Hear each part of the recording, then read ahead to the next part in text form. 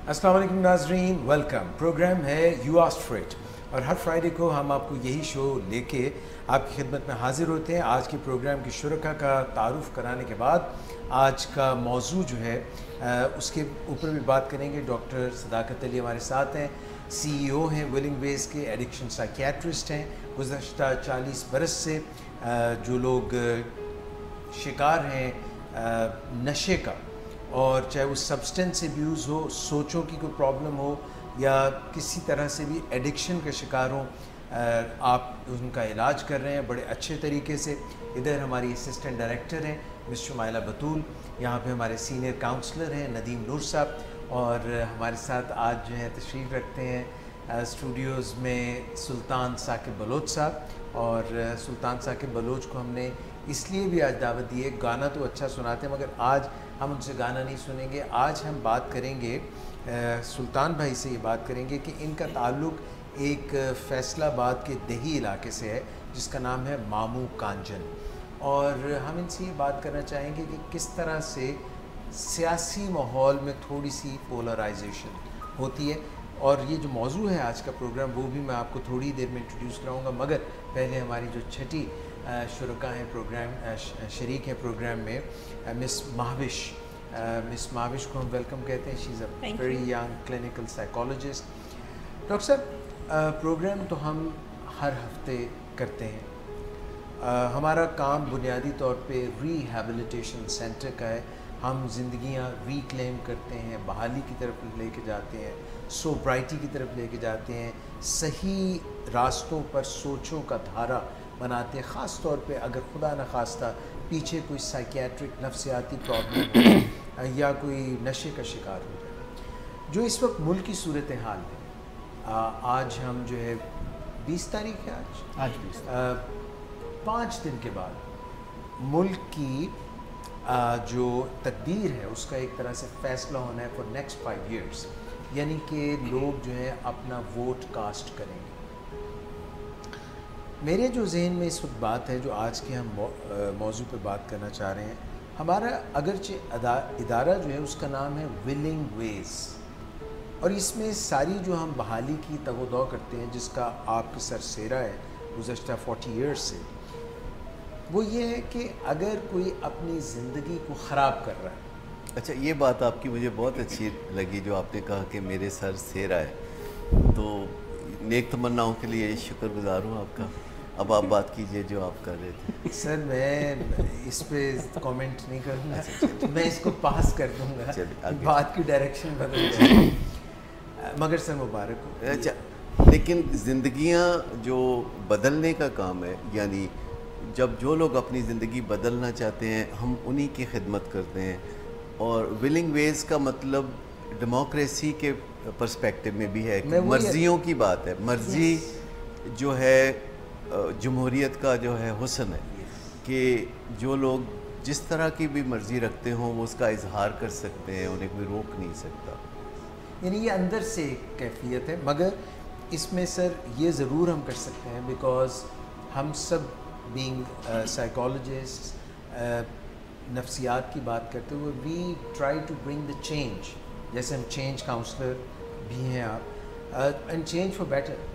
Sir बात मैं ये कहना चाह रहा हूँ कि इस वक्त हर शख्स का अपना एक सोच है, अपनी फ़िक्र है, अपनी एक बैकग्राउंड है, अपना एक तनाजुर है। वो चाहे हल्के तक महदूद हो, कॉन्स्टिट्यूएंसी तक महदूद हो, या इन लार्जर पर्सपेक्टिव वो एक लीडर को फॉलो कर रहा हो, और लीडर जो है उसकी पार्टी जो है उसको फॉलो कर रहा हो, और फिर उसने अपने हैंड पिक पीपल जो हैं वो रखे हों, तो मुल्क की जो तकदीर है उस पर हमारा एक वोट जो है उसका असर पड़ता है। क्योंकि जैसे कतरा कतरा पानी समंदर बनता है, कुलज़म बनता है, उस तरह हर किसी का कोई ना कोई कंट्रीब्यूशन है।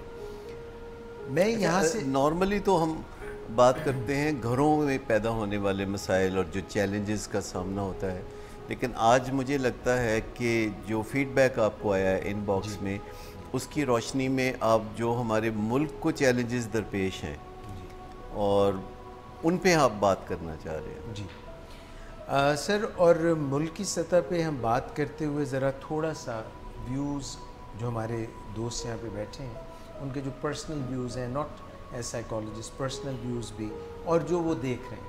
تو میں چاہوں گا کہ ندیم نور صاحب سے گفتگو کا آغاز. اچھا، مین جو پیغام میں سب سے پہلے دینا چاہتا ہوں وہ میں یہ دینا چاہتا ہوں کہ الیکشن ہے، بہت انٹینس الیکشن ہے، اور ہمارے ہاں بہت سے لوگ کہتے ہیں کہ وہ ووٹ نہیں ڈالیں گے یا وہ ان کی نظر میں کوئی بھی اس قابل نہیں ہے کہ اسے ووٹ دیں. تو میں یہی عرض کرنا چاہوں گا کہ ووٹ ضرور کاسٹ کرنا ہے.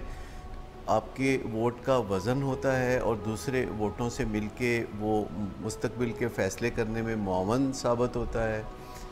اور میری نظر میں جو ووٹ نہیں دیتا وہ اس ملک کو اون نہیں کرتا. اس کے ذہن میں کہیں ہے کہ اس نے کہیں دوسرے ملک چلے جانا ہے، اپنی مایوسی کے بہانے وہ ووٹ نہیں دینا چاہتا، گھر بیٹھ کے انجوائے کرنا چاہتا ہے، چھٹی کو انجوائے کرنا چاہتا ہے کیونکہ اس دن چھٹی دی گئی ہے، نیشنل ہالیڈے ہے. اور ایکچولی یہ ایک موٹیویشن بھی ہے کہ آپ کو 8 گھنٹے کام کرنے کی بجائے ایک فقط گھنٹہ 1.5 گھنٹہ خرچ کرنا پڑے گا اور جا کے آپ ووٹ دیں گے. تو سیلفشنس میں نہیں جانا، کیونکہ جو بھی اس ملک کو اون کرتا ہے، اور ہم سب اون کرتے ہیں، یہ ملک ہمارا سانجھا اثاثہ ہے اور اس کے ذرے ذرے کو ہم سب اون کرتے ہیں. اور اس بارے میں اپنی رائے کا اظہار دینا بہت ضروری ہے، کیونکہ نہ صرف اگلے 5 سال بلکہ آنے والے بہت سے 5 سال پر بھی ہمارے ووٹ کا اثر پڑے گا. اور ایسا نہیں ہے کہ ہمارے ووٹ کا کوئی اثر نہیں ہوتا. یہ ویسے کہہ چھوڑتے ہیں جی دھاندلی ہو رہی ہے، یہ ہو رہا ہے، وہ ہو رہا ہے. کوئی دھاندلی نہیں ہوتی. جدھر ووٹ آپ ڈالیں گے آخر کار وہ ادھر ہی شو ہوگا. تھوڑا بہت گڑبڑ تو ہو جاتی ہے، لیکن اس کی وجہ سے آپ ووٹ ڈالنے سے تو نہیں کترائیں گے. اور اپنے ملک سے تعلق اس طرح ظاہر ہوتا ہے کہ ہم ووٹ ڈالیں. اور ہمارے ہاں ووٹ کی شرح کبھی بھی شاید 60% سے زیادہ نہیں رہی. تو اس دفعہ تہیہ کریں کہ ہمارے ملک میں جو ووٹ ڈالنے کی شرح ہے وہ سب لوگوں سے میں یہ عرض کروں گا کہ وہ تہیہ کریں کہ ہم نے اس کو اٹھا کے 70% تک لے کے جانا ہے. اور یہی 10% جو ووٹ جو فالتو پڑیں گے یہی فیصلہ کن ووٹ ہوں گے. کیونکہ کسی پارٹی کے جو ڈائی ہارڈ فینز ہوتے ہیں وہ ہار جیت کا فیصلہ نہیں کرتے. وہ بہت تھوڑے ہوتے ہیں جو جلسوں میں جا کے بیٹھتے ہیں، ریلیوں میں حصہ لیتے ہیں، جو بینرز لگاتے ہیں، پوسٹرز لگاتے ہیں، جو بہت محنت کرتے ہیں. تو ایسے لوگ جوش و جذبے والے تو تھوڑے ہوتے ہیں. لیکن کسی الیکشن کا جو فیصلہ کرنے والے ووٹ ہوتے ہیں وہ ہوتے ہیں جو آخری دن جا کے تقریباً اپنا ذہن بناتے ہیں، لاسٹ ڈے یا لاسٹ 48 آورز میں جو ذہن بناتے ہیں کہ انہوں نے کدھر ووٹ ڈالنا ہے. اور بعض لوگ تو پولنگ بوتھ میں جاتے جاتے کسی کی بات سن کے جو ووٹ ڈالتے ہیں. پھر ان کو آپ کیا کہیں گے، لائی لگ؟ نہیں، لائی لگ تو نہیں کہیں گے. وہ اگرچہ پولیٹکس میں ان کا انٹرسٹ اتنا نہیں ہوتا جتنا کارکنوں کا ہوتا ہے یا ورکرز کا ہوتا ہے، لیکن وہ اپنے ماحول سے سونگ رہے ہوتے ہیں کہ کون جیت رہا ہے، کون بہتر کینڈیڈیٹ ہے، کس کی ہوا بنی ہوئی ہے. اور جب ہم ووٹ دیتے ہیں تو ہماری ایک تمنا ہوتی ہے کہ جسے ووٹ دیں وہ جیتے، اور جب وہ حکمرانی کرے تو اس کی حکمرانی سے ہماری خوشبو بھی آئے اور ہماری مرضی بھی اس میں شامل نظر آئے اس کے کارکردگی میں یا احکامات میں. جسے ہم حکومت کہتے ہیں، اس میں چھپا ہوا لفظ حکم ہے. یعنی حکومت وہ ہوتی ہے جو حکم دیتی ہے اور ریاست اس حکم کے اوپر عمل پیرا ہوتی ہے. اور ریاست کے بہت سارے اجزاء ہیں، بہت معزز اجزاء ہیں جو ملک کی باغ ڈور کو مستقل سنبھالے ہوئے ہوتے ہیں، حفاظت کرنے والے اور ملک میں امن و امان قائم رکھنے والے.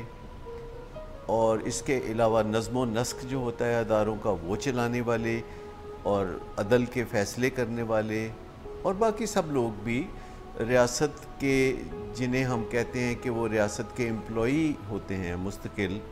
اور ہمارے ملک میں اس کے لیے ایک بڑی دلچسپ ٹرم استعمال کی جاتی ہے، وہ ہے ملازم. یعنی کوئی بندہ کسی سرکاری محکمے میں جا کے بتانا چاہتا ہے کہ وہ کسی اور سرکاری محکمے کا ملازم ہے تو وہ صرف یہ بولتا ہے کہ میں ملازم ہوں. اور پھر وہ ان کی بات ذرا زیادہ مؤثر سمجھے آتے مطلب سر وہ سرکاری ملازم ہوتا ہے؟ یعنی ملازم کا مطلب سرکاری ملازم ہے، یعنی یہ ٹرمینالوجی. سر میں اس کو پھر کریکٹ کرنا چاہوں گا کیونکہ میں اکثر اپنی وائف کو کہہ دیتا ہوں کہ میں آپ کا ملازم ہوں. نہیں وہ جو وائف کے ملازم ہوتے ہیں نا، یہ وہ یعنی ریاست والے لوگ نہیں ہیں. یہ جو اپنی وائف کے ملازم ہوتے ہیں یہ تو بہت نیک خدا کے برگزیدہ بندے، جنت میں جانے والے، جنہیں بہت جن کے لیے پیش گوئیاں ہیں، جن کے لیے خوشخبریاں ہیں. تو سر یہ آج پہلی دفعہ آپ ہی نے یہ ساری باتیں میرے لیے کہی. اچھا یہ پہلے اتفاق نہیں ہوا اس کا، لیکن اب آپ نے ان باتوں کو دل میں بٹھا لینا ہے. اور میں ندیم نور کو بھی خاص طور پر کہوں گا کہ نقش قدم پہ چلیے. اچھا سر ندیم صاحب سے میں نے ایک سوال کرنا ہے اگر اجازت دیں.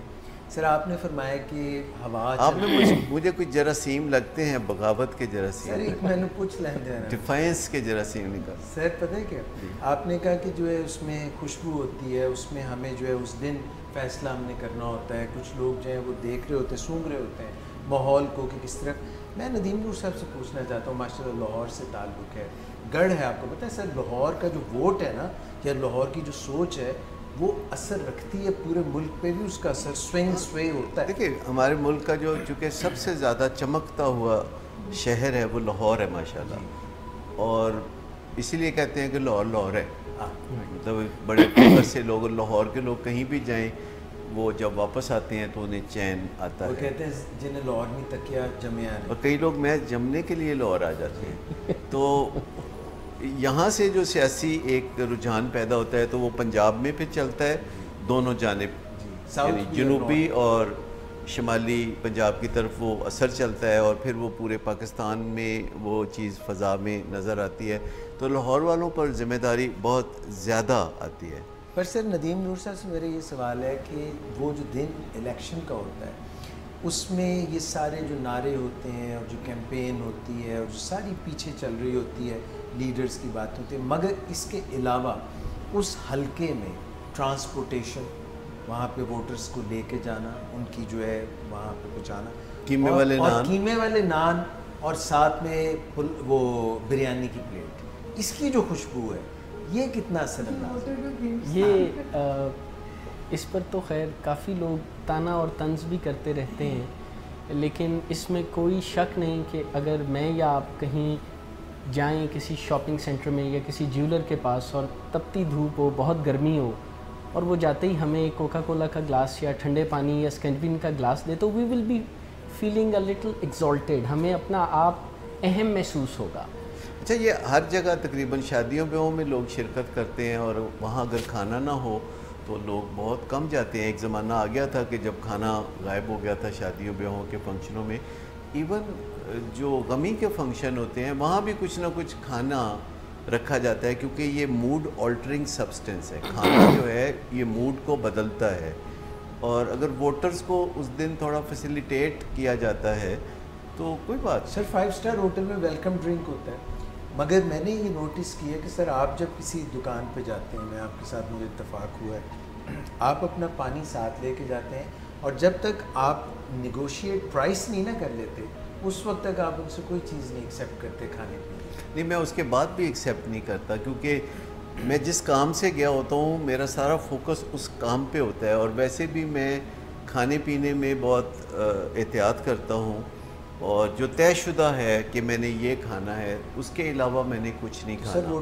اور جوس وغیرہ یا اس طرح کی چیزیں جو ہائی کیلوریک ویلیو ہوتی ہے جن چیزوں کی، تو وہ تو میں بالکل قبول نہیں کرتا. سر ووٹرز کو بھی یہی کرنا چاہیے کہ قیمے والے نان اور بریانی کی پلیٹ پہ ملک کی تقدیر کا فیصلہ. نہیں اس کا کوئی ملک کی تقدیر سے اس کا کوئی تعلق نہیں ہے. یہ ہمارے کلچر کا حصہ ہے. انگریزوں کو تو یہ توفیق نہیں ہے کہ وہ الیکشن کے دنوں میں کوئی بریانی یا سر وہ تو چھٹی بھی نہیں، نیشنل ہالیڈے بھی نہیں دیتے، وہ کام سے جاؤ ووٹ کرو. جمہوریت میں ہم سے وہ کافی آگے ہیں نا، تو ہمیں موٹیویشنل فیکٹرز کو ذہن میں رکھنا چاہیے.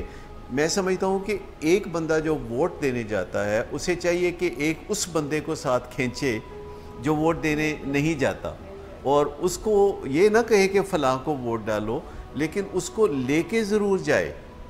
اور ایک بڑا فرق پڑتا ہے جب آپ سوچ رہے ہوں کہ میں ووٹ ڈالنے نہیں جاؤں گا اور 10 بجے صبح آپ کا کوئی محلے دار یا دوست دستک دیتا ہے کہ جی میری گاڑی حاضر ہے، آپ کا میں ووٹ ڈلوانا چاہتا ہوں، پر آپ کی مرضی ہے جہاں ووٹ آپ ڈالنا چاہیں، تو اس سے فرق پڑے گا.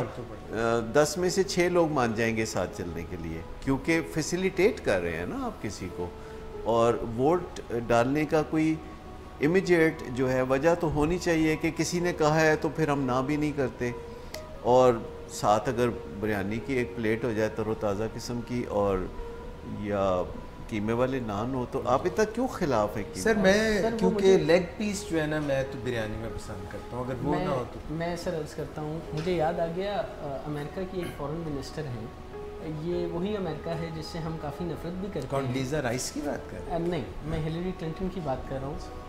بڑا غلغلہ تھا. یہ وہی امریکہ ہے جس کے دیے ہوئے پیسوں کے بغیر ہماری کوئی بیلنس شیٹ بھی ٹھیک نہیں ہوتی، لیکن جسے ہم برا بھلا یہ جن کے ساتھ ہمارا ساس بہو کا رشتہ ہے، یہ بھی انہوں نے کہا تھا ہلیری کلنٹن نے کہ پاکستان کا اور امریکہ کا ساس بہو کا رشتہ ہے. اب یہ نہیں پتا اس میں ساس کون ہے. سر ان کو بہو بنانا ہے، ہم نے ابھی بنے نہیں وہ بہو، مگر چلے. تو اس وقت پاکستان میں کافی غلغلہ تھا، کوئی نیا تنازع ہمارے اور امریکہ کی گورنمنٹ اور لوگوں کے درمیان تھا. تو بات یہاں پر ہر شخص کی زبان پر میں یہی سن رہا تھا کہ نہیں لینے $1 بلین، نہیں لینے $1 بلین، نہیں لینے. پھر لے لیتے ہیں نا، جیسے چھوٹے بچے نہیں کہتے نہیں آنٹی رہنے دیں، نہ دیں پیسے. گھروں میں جب کوئی رشتہ دار عیدی یا کچھ کہتے نہیں نہیں نہیں نہیں نہیں نہیں پکڑا دے. سر وہ چھوٹے بچے صحیح کر دینا بعد ماما کھو لیندیاں نے. آج کل وہ بچے نہیں ہوتے جن کے سر اسی طرح ساڈے باہر دے ملکوں نا ایڈ آندی ہے تے کھو کے کوئی اور لے جاندہ ہے سر، ملک نو مل دے. اچھا یہ بھی نہیں، میں آپ کو تو یہ بھی ایک مت ہے. میں آپ کو بتاؤں کہ جو کسی ملک سے پاکستان میں ایڈ آتی ہے، یعنی روپیہ پیسہ، وہ ایڈ تو نہیں ہوتی، وہ قرضہ ہوتا ہے، چاہے وہ ورلڈ بینک سے آئے یا کسی بہت دوست ملک سے آئے. اس میں جو پیسے دینے والا ہے نا وہ ہمیشہ محتاط رہتا ہے کہ جو پیسے وہ دے وہ صحیح جگہ لگیں. جیسے آپ بھی کبھی کوئی چیریٹی دیتے ہیں یا خیرات دیتے ہیں تو آپ ایسے ہی نہیں دے دیتے، آپ اس بات کو یقینی بنانا چاہتے ہیں کہ جو پیسہ میں خرچ کر رہا ہوں وہ کارگر ہو. تو ہمارے ذہن میں یہ بھی بہت بیٹھ گیا ہے، جیسے کرپشن کا غلغلہ جو ہے بہت زیادہ ہے.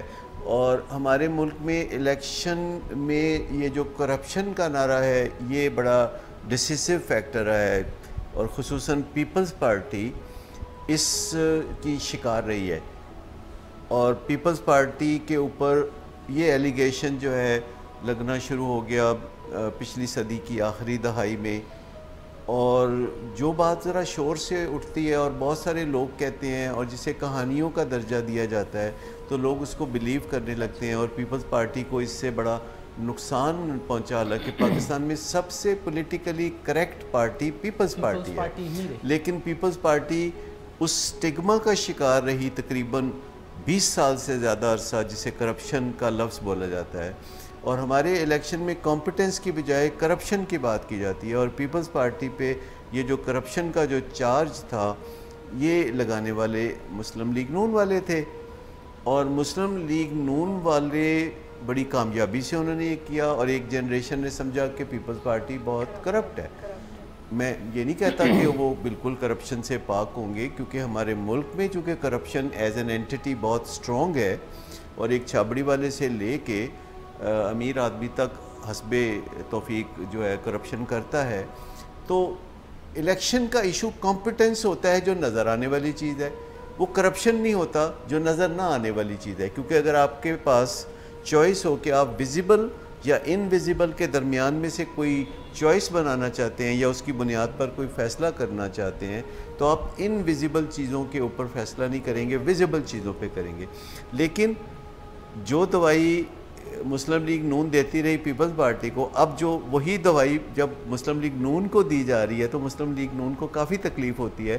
کیونکہ ان فیکٹ میں یہ بات کہہ کے آپ کو حیران کر دوں گا کہ ہمارے ملک میں جو طبقہ سب سے کم کرپشن کرتا ہے وہ سیاستدان ہے. آپ چیلنج کیجیے. سر انگشت بدندہ ہی ہو گیا ہوں میں تو، مطلب منہ میں الفاظ ہی نہیں. میں نے کم کرپشن کہا ہے, میں نے نہیں کہا کہ کرپشن نہیں کرتا. اب اس سے آپ خود اندازہ کر لیں کہ درجہ بدرجہ باقی لوگ کیا کرتے ہیں. سر عرض یہ ہے نا, جیسے آپ نے فرمایا کہ سیاستدان جو ہیں وہ سب سے کم کرپشن کرتے ہیں, مگر ان کے کیونکہ اختیارات اتنے وسیع و عریض ہوتے ہیں کہ انہوں دا ہلکا جو موڈا بھی جڑا ہے نا پوری قوم نہیں بچتا ہے. یعنی کہ اگر ایک چھوٹا آدمی ہے, چھابڑی والا ہے, وہ اس نے کرپشن کر لی, اوپر لیئر لگا دی اس نے ایسے آموں کی جو بڑے فٹ تھے, اٹھا کے اس نے وہ دکھائی پیٹی, اس نے پیٹی خرید لی, نیچے گلے ہوئے تھے, یہ اس کی کرپشن تھی. جب یہ سیاستدان اور وہ بھی صاحب اختیار جب وہ کرپشن کرتا ہے تو اس کا میگنیچیوڈ اور اس کا جو ایک اس کی جو جاتی ہے نا بازگشت, وہ اتنی دور تک جاتی ہے اور اس کے اتنے دور رس اور برے نتائج ہوتے ہیں جس کو جنریشنز کو سہنا پڑتا ہے. اجاز بھائی یہی تو میں کہہ رہا ہوں نا کہ یہ ایک متھ ہے, کیونکہ سیاستدان کے پاس ایسا کوئی اختیار نہیں ہوتا براہ راست کہ جس میں سے کوئی وہ مال کھا سکے, کیونکہ سیاستدان بنیادی طور پر عوام کا نمائندہ ہوتا ہے جس نے ریاست کے لوگوں کا احتساب کرنا ہوتا ہے, ان کو حکم دینا ہوتا ہے کہ ٹھیک کام کرو یا یہ کام ٹھیک نہیں ہوا. اور جتنا بھی دستخط ہوتے ہیں وہ بیوروکریسی کے ہوتے ہیں یا دوسرے جو ریاست کے اجزاء ہیں, وہ ان کے پاس وہ طاقت ہوتی ہے عملی طور پر کوئی ایسے چیز پہ دستخط دینے سے جس سے مال بنتا ہے. سیاستدان ہاں اس طرح ضرور کما سکتا ہے کہ سیاستدان کو پتہ ہوتا ہے کہ ملک میں آگے پالیسیوں میں کیا تبدیلی آئے گی اور ان تبدیلیوں کے نتیجے میں کہاں کوئی پیسہ کمانے کی پاسبلٹی ہے. مثال کے طور پر کہ اگر فرض کریں لاہور ایئرپورٹ کا رخ چینج کرنے کا جو پروگرام بنایا گیا اور لاہور کینٹ کی طرف اس کا رخ کرنے کی بجائے دوسری طرف رخ جب کرنے کا فیصلہ ہوا تو بہت سارے علاقے ایسے ہو گئے جہاں بہت خوبصورت سڑکیں بنی اور ان کے ارد گرد جو پراپرٹیز تھیں ان کی قیمت جو ہے کئی گنا بڑھ گئی. اب جس بندے نے بھی یہ فیصلہ کیا ہوگا کہ لاہور ایئرپورٹ یہاں بنے گا, اسے پکا پتہ ہے کہ میرے آرڈر سے یہاں بننا ہے, تو ارد گرد جتنی بھی لینڈ ہے اس کی قیمت بڑھ جاتی ہے. یا جیسے اسلام آباد ایئرپورٹ بنا ہے یا جہاں یہ موٹر وے بنتی ہے یا کوئی سڑک بنتی ہے, جہاں کوئی ڈیولپمنٹ ہوتی ہے, حتیٰ کہ جہاں ایک میک ڈونلڈ بنتا ہے اس کے ارد گرد پراپرٹیز کی قیمت کئی گنا بڑھ جاتی ہے.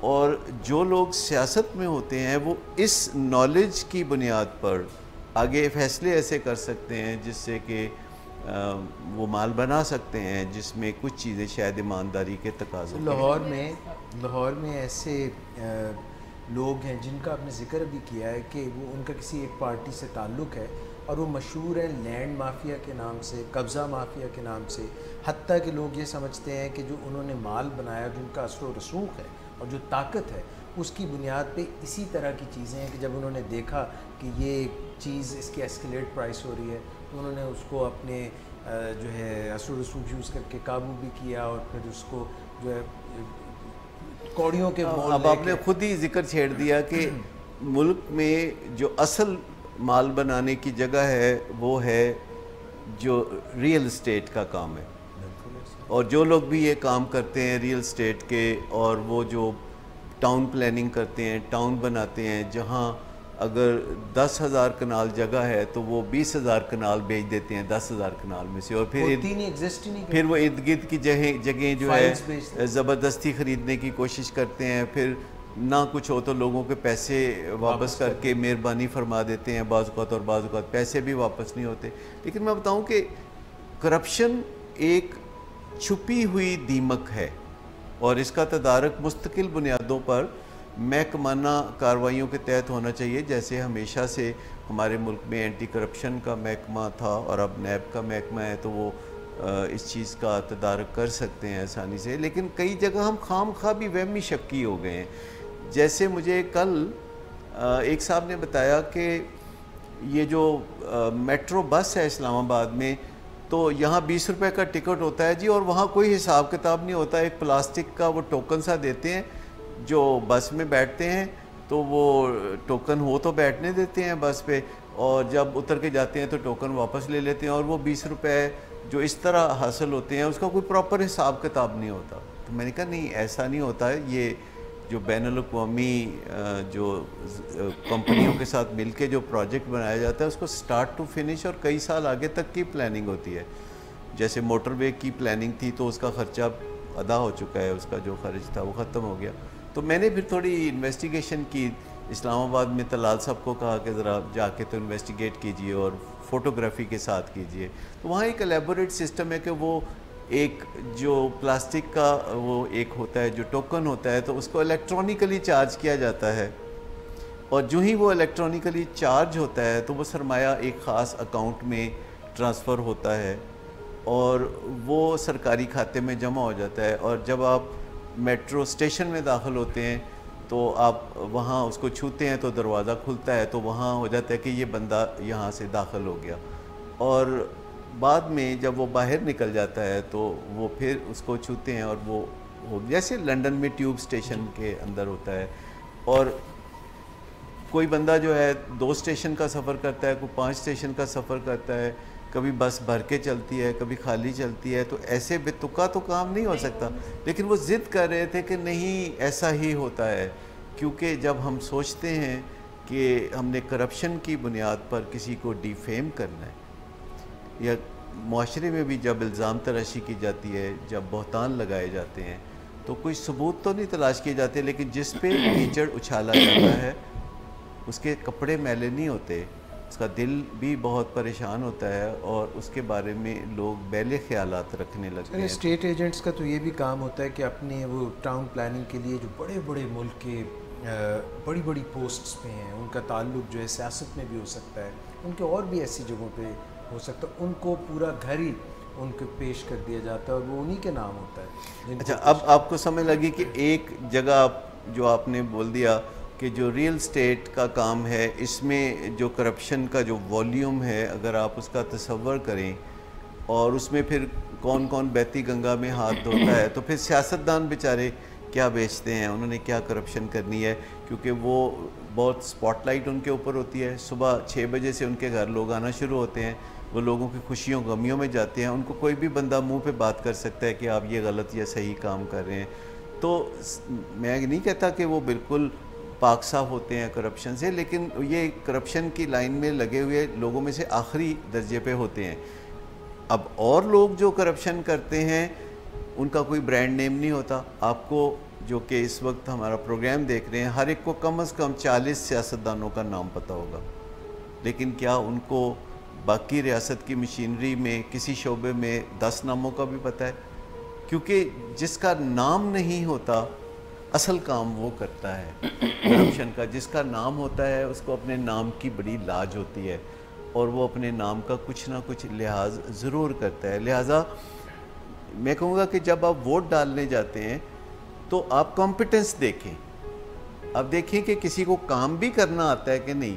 کیا آپ ایسے آنیسٹ سرجن سے آنکھ کا آپریشن کرانا چاہیں گے کہ جو سرجن ہی نہیں ہے آنیسٹ ہے؟ ہرگز نہیں سر, مگر جو سیاست میں لوگ ہوتے ہیں کئی دفعہ وہ ان کی ڈگریز جو ہوتی ہیں, ایسا بھی ہوا ہے کہ وہ جعلی تھی, پھر کبھی ڈگری رکھی گئی, بیچلرز ڈگری کو منیمم قرار دیا گیا, پھر یہ بھی کہا کہ اس کی ضرورت ہی نہیں. دنیا میں دستور نہیں ہے نا کہ ایک سیاستدان جو ہوتا ہے اس نے ایکچولی تو خود کچھ کرنا نہیں ہوتا, اس نے تو احتساب کرنا ہوتا ہے.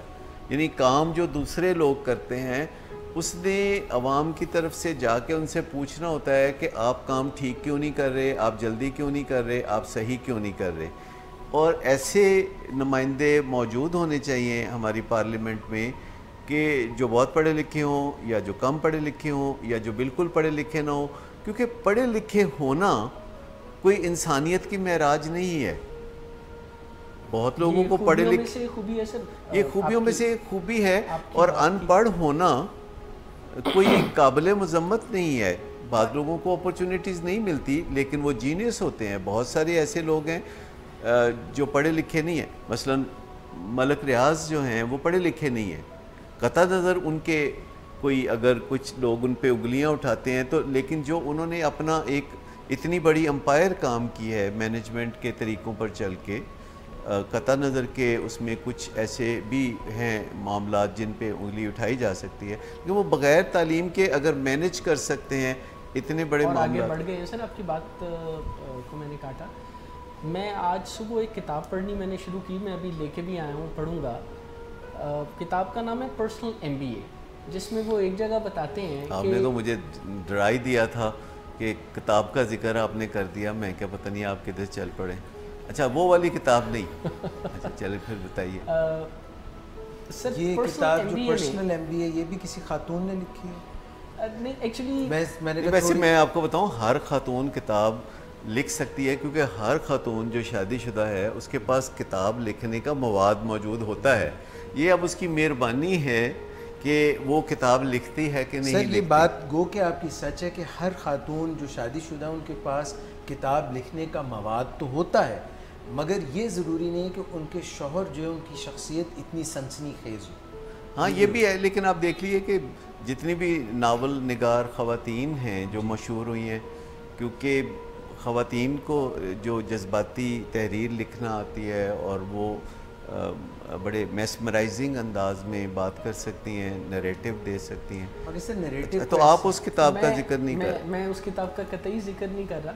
میں تو ایک ایسی کتاب کا ذکر کر رہا ہوں جس میں باقاعدہ دنیا کے ٹاپ بزنس سکولز ڈیٹا کے ذریعے خود کہتے ہیں کہ اگر آپ کا خیال ہے کہ کوئی ڈگری یا MBA کی ڈگری جو کہ آپ کافی زیادہ پیسے خرچ کے امریکہ کے کسی ٹاپ سکول سے لے لیں گے, واٹن سے یا ہارورڈ سے یا کہیں سے بھی, تو اس سے آپ کی زندگی نہیں بدلنے والی, بلکہ اگلے 12 سال آپ کو کام کرنا پڑے گا اپنی زندگی کو اگلے قدموں پر لے کے جانے کے لیے, کیونکہ اتنا خطیر سرمایہ اور وقت خرچ کرنے کے بعد آپ باقی لوگوں سے ریس میں کچھ پیچھے رہ جائیں گے. میں یہ نہیں کہہ رہا کہ تعلیم نہیں حاصل کرنی چاہیے یا ڈگریز ایکیومولیٹ نہیں کرنی چاہیے, لیکن انہیں سنگل موسٹ امپورٹنٹ ڈٹرمننٹ سمجھنا کسی کام میں کامیابی کا. جیسے ہم کسی کرکٹر یا ہاکی پلیئر سے یہ توقع نہیں کرتے کہ اس نے فزکس کے مضمون میں کتنے نمبر لیے ہوں گے یا میتھمیٹکس میں اس نے 100 آؤٹ آف 100 لیے ہوں گے یا نہیں. اس طرح یہ شرارت بھی پاکستان میں کچھ عرصہ پہلے کسی شرارتی شریر وجود نے سٹارٹ کی تھی جو ڈگریوں کا رولا تھا. جہاں سے بات سٹارٹ ہوئی تھی سر, ایک وہ بات بات صرف میری بات درمیان میں رہ جائے گی, میری بات درمیان میں. دیکھیے ڈگری وہ حاصل نہ کریں, سیاست میں ڈگری حاصل نہ کریں, بالکل آئیں, مگر جعلی ڈگری نہ پیش کریں. ہاں دیکھیں یہ تو کبھی حرکت ہے نا, لیکن میں آپ کو بتاؤں کہ جہاں سے ہم نے ڈیموکریسی کا سبق لیا ہے, جب ہم کوئی چیز کسی کی فالو کر رہے ہوتے ہیں تو پھر ہم اس کے بنیادی جو ڈھانچہ ہے اس کو ڈسٹرب نہیں کرتے, کیونکہ جو چیز کامیابی سے کہیں چل رہی ہوتی ہے تو اس کو پھر اسی انداز میں چلایا جاتا ہے. لیکن لوگوں کے اندر یہ شعور ہونا چاہیے کہ ووٹ کس کو دینا ہے. سر وہ شعور کی بات ہو رہی تھی, ڈاکٹر صاحب نے کہا کہ جعلی ڈگری نہ دیں. سر اس کی وجہ بھی یہ ہے کہ لوگوں کو مجبور جب آپ کرتے ہیں نا, مثلاً اگر آپ یہاں پر آج یہ کہیں کہ میں جب بھی ڈیوٹی پر آؤں تو میں آپ کے اور ڈاکٹر صداقت صاحب کے ساتھ کوئی ذکر اذکار اور وظائف کروں, تو ہو سکتا ہے میں اپنی نوکری کے ہاتھوں مجبور ہو کے کر لوں. یہ دیکھنا پڑے گا کہ یہ کام میں وضو کر کے کر رہا ہوں یا نہیں. تو جب آپ لوگوں کو اس طرح مجبور کرتے ہیں نا کہ آپ بتا دیتے ہیں کہ ڈگریوں والوں نے کوئی تقدیر بدل کے جو ہے رکھ دینی ہے, تو اس سے لوگوں کو تحریک ملتی ہے کہ وہ ریس میں رہیں, بھلے انہیں کسی جعلی ڈگری کا سہارا لینا پڑے. آپ کی یہ دوسری بات بھی بالکل درست ہے, مجبور لوگوں کو اپنی نوکری کرنی چاہیے, مجبور لوگوں کو قوم کی فیصلے نہیں کرنے چاہیے, اور ان کو نیشنل اسمبلی اور صوبائی اسمبلی میں مجبوروں کو نہیں بیٹھنا. اچھا یہ بھی نیا فیشن ہے. مجھے وہ انگریزی کا وہ انڈین ایک فلم کا گانا یاد آ گیا, میں پری کہاں سے لاؤں تیری دلہن کسے بناؤں. یہ کوئی نیا ہی ٹرینڈ میں دیکھ رہا ہوں پچھلے 5-8 سال سے, کہ ہم اپنے سیاستدانوں کو یا نیشنل اسمبلی یا صوبائی اسمبلی میں بیٹھے ہوئے لوگوں کو کوئی کسی دیوتا کا یا کوئی اوتار ہی ہم انہیں دیکھنا. جیسے عوام ہوں گے انہی میں سے ابھر کے آپ کے سیاستدان یا پارلیمنٹیرین آئیں گے, اور وہی عوام کے سچے نمائندے ہوتے ہیں. ہمارے جتنے بھی پارلیمنٹیرین پچھلے 70 سال میں اسمبلی میں جاتے رہے ہیں وہی عوام کے حقیقی نمائندے تھے. یعنی ایسا نہیں ہو سکتا کہ عوام خود جو ہیں جیسے ہوں, لیڈر ان کے اس سے بالکل کوئی بہت مختلف فرشتے قسم کے ہوں. جب آپ اپنے ہاں کرپشن کے حالات یہ دیکھتے ہیں کہ اگر کسی جگہ فی سبیل اللہ پانی کی سبیل لگی ہو تو گلاس کو زنجیر سے کیوں باندھا جاتا ہے؟ مجھے آپ بتا سکتے ہیں؟ سر گلاس کو تو چلے زنجیر سے باندھا جاتا ہے نا، پلاسٹک کی ٹوٹیاں مسجدوں میں، دفتروں میں، واش رومز میں، آپ تو غالباً ایک ایسے واش بیسن کا ذکر بھی کر رہے تھے جس میں لگی ہوئی ٹوٹی کو دیوار کے اندر کسی میٹل کے سریے کے ذریعے کیا گیا، ایز اف وہ آپ نے دیکھا نہیں وہ ریلوے میں لیٹرین کے اندر ایک لوٹا تھا جو زنجیر سے بندھا ہوا تھا، تو کسی صاحب کو مشکل پیش آئی تو انہوں نے ایک ایس ایم ایس جو ہے وزیر ریلوے کو بھیجا کہ یہ جو آپ نے زنجیر باندھی ہوئی ہے لوٹے کے ساتھ، اس کو تھوڑا لمبا کر دیجئے کیونکہ لوٹا جو ہے وہ منزل مقصود پر نہیں پہنچ پا رہا۔ تو ریلوے نے پھر ان کو جواب دیا کہ لوٹا زنجیر کے ساتھ بندھا ہوا ہے لیکن آپ منزل مقصود کو لوٹے کے ذرا نزدیک کر لیجئے تو آپ کا مسئلہ حل ہو جائے گا۔ تو ہر مسئلے کا کوئی نہ کوئی حل ہوتا ہے۔ تو آپ کو پتہ ہے سیاست میں بھی لوٹے بہت ہوتے ہیں اور لوٹے اکٹھے بھی لوگ بہت کرتے ہیں اور پھر توقع رکھتے ہیں کہ لوٹوں کے ڈھیر پہ بیٹھ کے کوئی وہ اچھا کام بھی کر سکتے ہیں۔ میں صرف ایک بات کروں and then right after you, I won't talk more. Sir یہ لوٹوں کی انگریزی میں ڈھونڈنے نکلا تو مجھے ملی نہیں۔ انگریزوں کے ہاں لوٹا ہوتا ہی نہیں۔ ہاں سر، مگر پھر مجھے ایک انکشاف ہوا کہ اس کی انگریزی کا لفظ ایک اور جگہ بھی استعمال ہوتا ہے اور اس کو کہتے ہیں الیکٹیبل۔ اچھا، یہ سر نیا لفظ ہے لوٹے کے لیے۔ تو آج وقفہ لینے کا کوئی رواج نہیں ہے؟ سر ان کی بات سن لیں اس کے بعد بات۔ اچھا سر، میرا سوال سر، جیسے آپ نے کہا کہ کمپٹنس کی بات ہونی چاہیے، کرپشن کی بات، ہمارے جو جتنے بھی لوگ حکومت میں آتے ہیں یا پولیٹیشنز جتنے بھی ہیں وہ انفلوئنس کرتے ہیں عوام کو، اینڈ وہ جو لمیٹڈ سا ایک آبزرویشن ہے کہ وہ انفلوئنس کرتے ہیں اور اسی طرح کا وے آف تھنکنگ بھی دیتے ہیں، کہیں نہ کہیں پر وہ وے آف تھنکنگ دے دو۔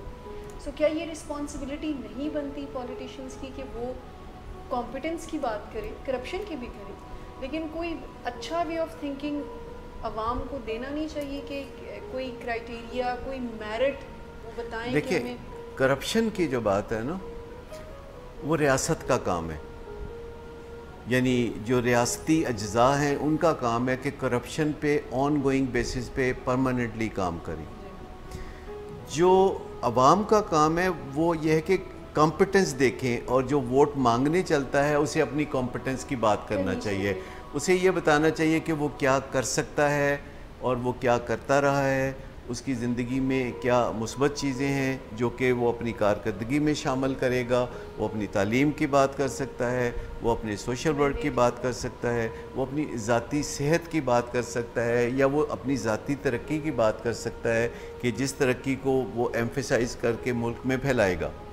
لیکن اگر کوئی بندہ دوسرے کسی شخص کی کرپشن کی بات کرتا ہے تو اس سے کہاں آپ کو یہ میسج ملتا ہے کہ وہ کمپیٹنٹ ہے؟ بٹ سر انفارچونیٹلی اس چیز کو بہت زیادہ فالو نہیں کیا جا رہا۔ مطلب اگر ابھی ہم جب ٹی وی پہ دیکھتے ہیں تو کمپیٹنس کی بات بہت کم لوگ کر رہے ہوتے ہیں یا نہ ہونے کے برابر ہے۔ اس چیز پر زیادہ بات ہو رہی ہوتی ہے کہ اس نے یہ کیا، اس نے یہ کیا، اس نے یہ کیا۔ یا آپ کہہ سکتے ہیں کہ فلاں نے 300 ارب کی کرپشن کی ہے، فلاں نے 3000 ارب کی کرپشن کی ہے۔ جس مرضی سیاستدان پہ آپ بغیر سوچے سمجھے منہ کھولیں اور الزام لگا دیں کہ اس نے کرپشن کی ہے، اس میں سوچ بچار کی ضرورت ہی نہیں۔ جیسے ندیم نور جب بچپن میں اسکول سے آتے تھے تو آتے ہی انہوں نے کہنا امی کو کہ میں نے نہیں کھانا۔ انہوں نے کہا کیا نہیں کھانا؟ کہتے جو آپ نے پکایا ہے۔ وہ کہتے میں کیا پکایا ہے؟ کہتے جو بھی پکایا ہے میں نے نہیں کھانا۔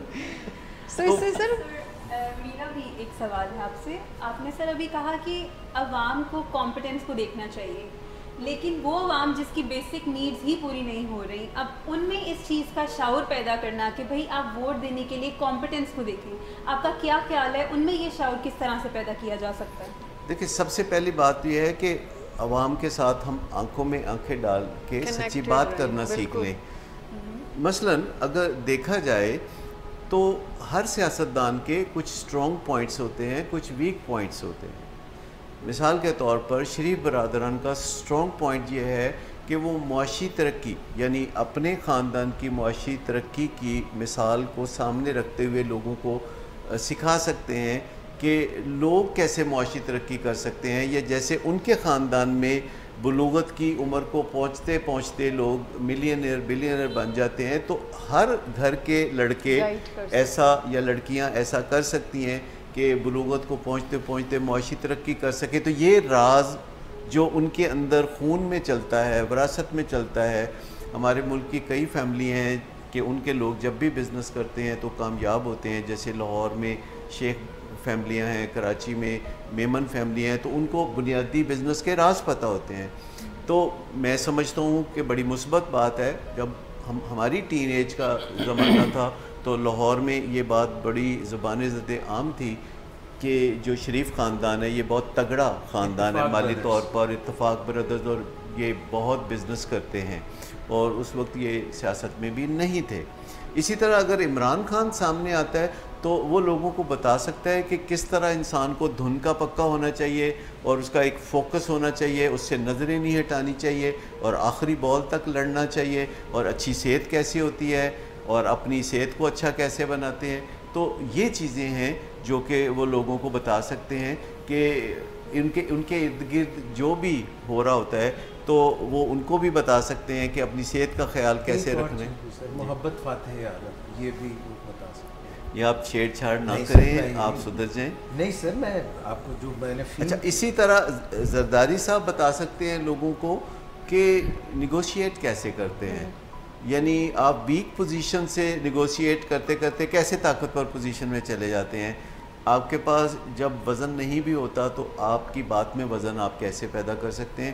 تو لیکن عوام جو سامنے جلسوں میں بیٹھے ہوتے ہیں تو کسی کی جرت نہیں ہوتی کہ عوام کو کہیں کہ تانوں اور کوئی کام نہیں، تسی آ کے جلسے بیٹھے ہو.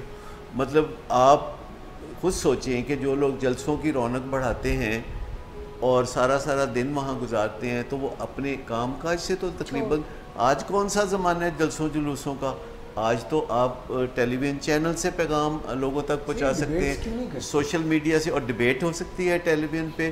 اور مجھے بتائیے کہ غریبوں کے گھر شادی ہو، سارے رشتہ دار 10 دن پہلے آ کے بیٹھ جاتے. کوئی غمی ہو، کوئی بندہ بیمار ہو جائے، جس دن بیمار ہو جاتے کوئی مر نہیں جاتا، سارے رشتہ دار آ کے بیٹھے ہوتے ہیں. اور ان کی کوشش ہوتی ہے کہ کام نہ کرنا پڑے. وہ جیسے آپ نہیں کہتے ہوتے کم جوان دی موت ہوندی. تو غریبوں کو یہ کہنا کہ ان کو بنیادی سہولتیں حاصل نہیں ہیں، سب سے پہلی بات ہے کہ وہ غریب ہونا چھوڑ دینا. وہ کیوں غریب رہ رہے ہیں؟ وہ کیوں نہیں ہاتھ پاؤں ہلاتے؟ وہ کیوں نہیں اسٹیٹس کو توڑتے؟ غریبوں کا کوئی پرزہ تو کم نہیں ہوتا. اور وہ جو یہ سائیکولوجیکل ڈسیبلٹی ہے کہ وہ اپنے آپ کو آئیڈینٹیفائی کرتے ہیں کہ ہم غریب ہوتے ہیں، یعنی بڑے فخر سے کہتے ہیں لوگ اپنے آپ کو آئیڈینٹیفائی کرتے ہوئے کہ ہم غریب ہیں، ایز اف کہ یہ کوئی بڑی قابل تعریف بات ہے. بھائی غریب ہونا قابل تعریف بات ہرگز نہیں ہے، اور امیر ہونا بھی قابل فخر بات ہرگز نہیں ہے. یہ آپ کا کردار ہوتا ہے جو کہ آپ کو قابل فخر بناتا ہے. اور جو دولت ہے اس سے آسائشیں آتی ہیں، اس سے وہ بنیادی سہولتیں آتی ہیں جن کا آپ ذکر کر رہے ہیں. لیکن منہ کھول کے بیٹھے رہیں اور انتظار کرتے رہیں کہ کوئی آئے گا تو ان کے منہ میں دانہ دن کا ڈالے گا، تو یہ دنیا اس سافٹ ویئر پہ نہیں چلتی. پرندوں کو بھی گھونسلوں سے نکلنا پڑتا ہے رزق کے تلاش میں، اور اللہ تعالیٰ پھر ان کو رزق دیتا ہے. زرداری صاحب کے لیے میں ایک بات کہنا چاہتا ہوں. ہمارے ملک کے صدر بھی رہے ہیں، ماشاءاللہ 5 سال رہے ہیں، بہت ہی اچھا اسموتھ انہوں نے اپنا ٹینیور گزارا، پولیٹیکل ٹربولنس کا شکار نہیں ہوئے. مگر سر ان کی یہ جو ہے کچھ لوگ جو کہتے ہیں 300 ارب یا 3000 ارب کی بات کر رہے ہیں، ان کے اوپر ایسا کوئی الزام نہیں لگا. ان پہ جب بھی کسی نے اگر انگلی اٹھائی بھی، جو کہ بری بات ہے، ایسا نہیں کرنا چاہیے، یا پرسنٹیج کو 10% کی بات کی یا بعد میں 100% کی بات کی، مگر 300 ارب 3000 ارب ایسی کوئی بات نہیں. لیکن آپ کو پتہ ہے نیب نے آخرکار ان کو ہر کیس سے بری ذمہ قرار دیا. سر یہ بھی یاد رکھیے، تو پھر میں سمجھتا ہوں جو 11 سال انہوں نے جیل میں کاٹے، کوئی ان کے 11 سال لوٹا سکتا ہے؟ سر یہ یاد رہے کہ یہ بھی ہماری ملک کی موجوں میں سے ایک موج ہے کہ ہم جب چاہیں جس پر چاہیں گرد اڑاتے ہیں، کیچڑ اچھالتے ہیں. ابھی ہمارے ملک کا ایک بڑا سیلف رائچس قسم کا ٹی وی چینل ہے، میں نام نہیں لوں گا، انہیں لنڈن کے کراؤن کورٹ میں 2,75,000 پاؤنڈز کا جرمانہ ہوا ہے، کیونکہ انہوں نے پاکستان کی ہی ایک شخصیت کو کے بارے میں غلط باتیں کہیں, انہیں ڈیفیم کیا, تو لائبل پر یہ مقدمہ وہ شخصیت جیت گئے. بائی دا وے, میں جن شخصیت کی بات کر رہا ہوں, کچھ سال پہلے پی آئی اے ان کے حوالے کی جانے کی بات ہو رہی تھی, لیکن وہ کرپشن کا کوئی ایسی گرد ہمیں اڑانے کی عادت پڑ گئی ہے کہ وہ معاملہ درمیان میں کھٹائی میں ہی پڑ گیا. ہم میں سے ہر وہ بندہ, اب میں کیا سخت بات کہوں, جسے اپنی جینیالوجی کا بھی اتنا نہیں پتہ, اسے یہ ضرور پتہ ہے کہ فلاں شخص اتنا کرپٹ ہے, اور پی آئی اے کی جو حالت بری ہے وہ اتنے سالوں سے وہی ہے. کوئی کمپیٹنٹ شخص اسے اس لیے بھی ٹھیک کرنے کے لیے تیار نہیں ہے کہ جو ہی کیا جاتا ہے نا, پتہ نہیں کہاں سے جیسے برسات میں سے مینڈک نکلتے ہیں, کچھ لوگ نکل آتے ہیں جنہوں نے پتہ نہیں کسی خواب میں کسی کو کرپشن کرتے دیکھا ہوتا ہے. ان کو کیسے پتہ لگتا ہے کہ کرپشن ہوتی ہے, ان کے پاس کون سا ثبوت ہوتا ہے, یہ نہیں سمجھ. جس چینل کی آپ بات کر رہے ہیں جس کو وہاں جرمانہ فوراً دینا پڑا ہے, اسی چینل پہ پاکستان میں بھی مقدمے ہیں جو ہمیشہ کارپیٹ کے نیچے پڑے رہتے ہیں, اور جن کا فیصلہ شاید کبھی بھی نہ ہو سکے, کیونکہ یہاں یہاں کیچڑ بھی بہت ہے اور آپ ہر کسی پہ اچھال سکتے ہیں. لیکن یو کے میں کوئی 2 پیسے کی بے ایمانی بھی اگر کرتا ہے تو وہ پکڑا جاتا ہے, لیکن کوئی کسی کو ویسے بلا وجہ کرپٹ نہیں کہتا. وہاں لوگ اپنے گریبان میں جھانکنا بہت پسند کرتے ہیں, وہاں لوگ شیشے کے گھر میں رہ کے پتھر نہیں مارتے, اور جو لوگ وہاں کے نیشنل ہو یا وہاں کام کرتے ہوں وہ اگر ذرا سی بھی کرپشن کریں گے تو ان کا سسٹم ایسا ہے کہ وہ کرپشن سطح آپ پہ آ جائے گی اور وہ قابو میں آ جائیں گے. اور ہمارے جو لوگ بھی وہاں جائیداد بناتے ہیں یا کچھ کرتے ہیں, وہ پاکستان کے قانونی تقاضے پورے کریں یا نہ کریں, ان کے قانونی تقاضے ضرور پورے کرنے ان کو پڑتے ہیں, جس میں یہ بھی شامل ہے کہ یہ پیسے کہاں سے آئے, یہ بھی شامل ہے کہ آپ کے اپنے ملک میں ذرائع آمدن تھے تو آپ نے یہ پراپرٹی لی ہے, یا آپ کے کوئی ذرائع آمدن نہیں تھے اور بینکنگ چینل سے پیسے لائے, یا آپ کسی اور طرح سے پیسے لائے. یہ وہاں بڑی سختی سے اس چیز کو جانچا جاتا ہے. سر, بریک پہ جانے سے پہلے میں ڈاکٹر صاحب سے عرض کر دوں کہ کہاں سے آئے ہیں یہ جھمکے. یہ جملہ یہیں پر بولا جاتا ہے, باقی جگہوں پر جن کی ہم مثالیں دینے سے نہیں تھکتے, وہاں پر سسٹم ہی چیزوں کو ڈیل کرتا ہے. اس طرح ہر شخص اپنے گھر میں بیٹھ کے اپنے سے مختلف سیاسی فکر رکھنے والے انسان کو کرپٹ نہیں کہتا. یہ بات بہت ہی مناسب اور بڑی اچھی ندیم نور صاحب نے یاد دلائی, اور ہمارے ملک میں ہمیں یہ خوشی ہے کہ ہمارے جو سیاستدان ہیں وہ کرپٹ نہیں ہیں, کیونکہ ان کو بہت سارے جو ادارے ہیں انہوں نے پروف نہیں کر سکے, لمبے ان پہ مقدمات چلے. جیسے ابھی ہمارے ایک حال ہی میں وزیر اعظم تھے, اب کیونکہ یہ ایئر لائنس کا ذکر کر رہے تھے, تو پی آئی اے جو ہے وہ ایک زمانے میں بہت ہی زبردست ایئر لائنس تھی, یعنی کہ ایمریٹس جیسی زبردست ایئر لائنس کی جو نرسری تھی وہ پی آئی اے تھی, اس نے ان کی داغ بین رکھی. ابھی جو حالات پی آئی اے کے ہیں وہ بھی آپ کے سامنے ہیں. بس میں آپ کو ایک بات میں روک کے میں بتا دوں بیچ میں معذرت کے ساتھ, کہ جب پی آئی اے کے نام کا ڈھنکا بجتا تھا دنیا میں, اس وقت کرپشن میکسیمم تھی, جس کے نتائج اب سامنے آ رہے ہیں. اس وقت اللہ تللے بھی بہت تھے, خام خواہ کی فیسیلیٹی, فری سفر بے پناہ تھے, حتیٰ کہ پی آئی اے نے جہاز اڑاتے ہوتے چوزوں کا کاروبار شروع کر دیا. انہوں نے پریسیجن انجینئرنگ کے نام سے ایک ادارہ بنایا جس میں انجینئرنگ کی مشینیں امپورٹ کرنی شروع کر دی, اور جہاں مال بنانے کے موقع ہوئے وہ بنایا, اور آخر کار آج پی آئی اے جو ہے وہ مالی خسارے کا شکار ہے. حالانکہ اب کرپشن نہیں ہے وہاں, اب مسئلہ یہ ہے کہ کمپیٹنس نہیں ہے وہاں. مگر جب کرپشن تھی تو کمپیٹنس تھی, اور کمپیٹنس کے اندر کرپشن کا چھپ جانا اچنبے کی بات نہیں ہے, کیونکہ جہاں بھی کمپیٹنس ہوتی ہے تو لوگ جو ہے کرپشن کو پھر درگزر کرتے ہیں. حالانکہ وہی وقت ہوتا ہے کرپشن پہ نظر رکھنے کا, کیونکہ کرپشن کے نتائج پھر بعد میں سامنے آتے ہیں.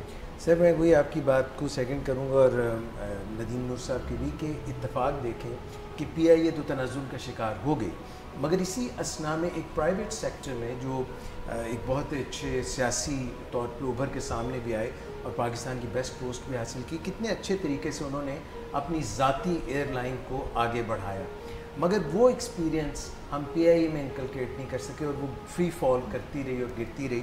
کاش ہم جو ایسے سیاستدان ہنر مند ہیں جو اپنے ذاتی بزنس کو تو چمکا کے کہاں سے کہاں لے جاتے ہیں ان سے فائدہ اٹھائیں, اور جو ہمارے جو ادارے ہیں, سرکاری ادارے ہیں, جو فلیگ بیررز ہیں, وہ بھی فائدہ اٹھائیں. ایک چھوٹی سی بریک لیتے ہیں, بریک سے پلٹ کے آتے ہیں, ہمارے ساتھ رہیے.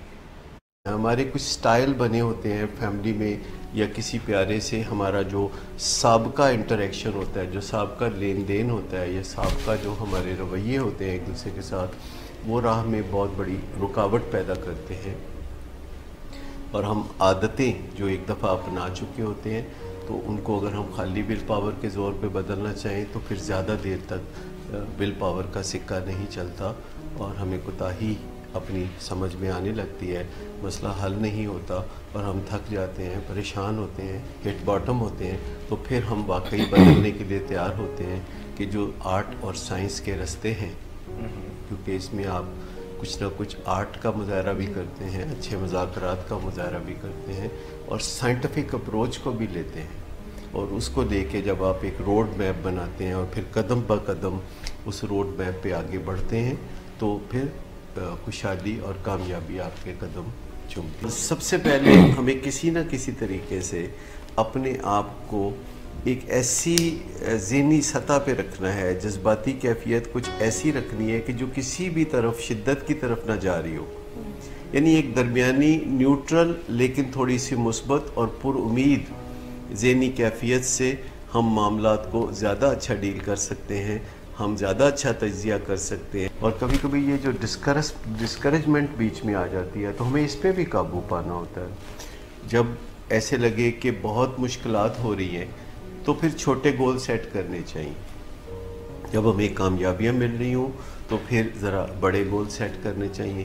تو کبھی ایک قدم پیچھے آنا پڑے تو کوئی بات نہیں, آپ 2 قدم آگے اور 1 قدم پیچھے اور 2 قدم پیچھے اور 3 قدم آگے اگر کرتے رہیں تو کامیابی آپ کو ضرور ملے. چوکنگ یوں ہوتی ہے کہ جب ہم ذرا تھک جاتے ہیں تو تھوڑا ہم سانس لے لیتے ہیں, اور پھر ہم دوبارہ اپنی منزل کی طرف چلنا شروع کر دیتے ہیں. جیسے آپ پہاڑ کی چوٹی سر کر رہے ہوں اور آپ کو کچھ دیر بعد لگے کہ آپ کا سانس پھول گیا ہے, تو آپ تھوڑی دیر بیٹھ جاتے ہیں کسی جگہ, اور اس کے بعد پھر جب آپ کا سانس درست ہو جائے تو آپ پھر چوٹی کی سمت چلنا شروع کر دیتے ہیں. لیکن ٹینکنگ اس کے برعکس ہے کہ آپ اندھا دھند کسی منزل کی طرف چلنا شروع کر دیتے ہیں. آپ پہاڑ کی چوٹی پہ طرف چل رہے ہیں, آپ کا سانس پھول گیا, اور پھر ساتھ آپ کے ذہن میں خیال آیا کہ یہ میں کیا کر رہا ہوں, بلا وجہ میں یہ کام کر رہا ہوں, یہ تو کوئی خاص اہمیت کا حامل نہیں ہے. تو جب آپ کی جو اصل منزل ہے یا آپ کا جو گول ہے وہ آپ کو کم اہمیت کا حامل نظر آنے لگے, تو آپ سمجھے کہ آپ ٹینکنگ کر رہے ہیں. چوکنگ وہ چیز ہے جو ہماری زندگی میں ہمیشہ کارآمد ہوتی ہے, لیکن ٹینکنگ ہمیں ڈبو دیتی ہے. اندازہ کریں کہ جو اس طرح بھی آگے بڑھتے ہیں کہ اپنے کلاس فیلوز کو اور دوسرے لوگوں کو سمجھانے بیٹھتے ہیں, تو بعض اوقات وہ ان کو قائل کرنے کی بجائے وہ خود قائل ہو جاتے ہیں, اور کوئی نہ کوئی دن ان کی زندگی میں ایسا آتا ہے کہ جب انہیں کوئی کوفت ہوتی ہے, یا کوئی ان کو کوئی مزری ہوتی ہے, یا ان کو کوئی پریشانی ہوتی ہے, یا کوئی زندگی کے برے دنوں میں سے کوئی دن آ جاتے ہیں, تو ایسے موقع پہ وہ غلط فہمی میں ہاں کر بیٹھتے ہیں نشے کے بارے میں, سگریٹ کے بارے میں, چرس کے بارے میں, یہ سوچتے ہوئے کہ بس میں نے کون سا یہ کرنا ہے, میں تو لوگوں کو سمجھاتا ہوں اس لیے میں تو ٹیمپریری کروں. ہماری پروگرام جو ہے آپ جانتے ہیں یو آسکڈ فار اٹ, اور یہ پروگرام کرنے کا مقصد یہ تھا کہ جو اس وقت صورتحال ہے اور جو لوگوں کے ذہنوں میں سوال ہیں ان کو ایڈریس کیا جائے. اور وہ ظاہر سیاست سے ہم بچ نہیں سکتے, کیونکہ اس وقت الیکشن جو ہے وہ 25 تاریخ کو بالکل ہمارے سامنے ہے. سر اگر تھوڑا سا ہم جائزہ لیں, تقابلی جائزہ لیں, جو ہمارے ملک کے پچھلے 70 سال میں جتنے بھی حالات رہے, اور اس میں مختلف لیڈرز آتے رہے, اور کہیں پہ تو میوزیکل چیئرز پولیٹیکل لیڈرز کے درمیان چلتی رہیں, کبھی جو ہے وہ ایسے ادارے جو بنیادی طور پہ ملک کے دفاع کے لیے ہوتے ہیں انہوں نے باغ ڈور سنبھال لی. یہ جو آپ دیکھتے ہیں, میں ان سبھی کو انکلوڈ کرتا ہوں لیڈرشپ میں, because for some time they were by design اور by default leaders of Pakistan. مجھے یہ بتائیے گا کہ سر ہم فنگر پوائنٹنگ کرنا بڑا آسان ہے. واٹ ڈو یو تھنک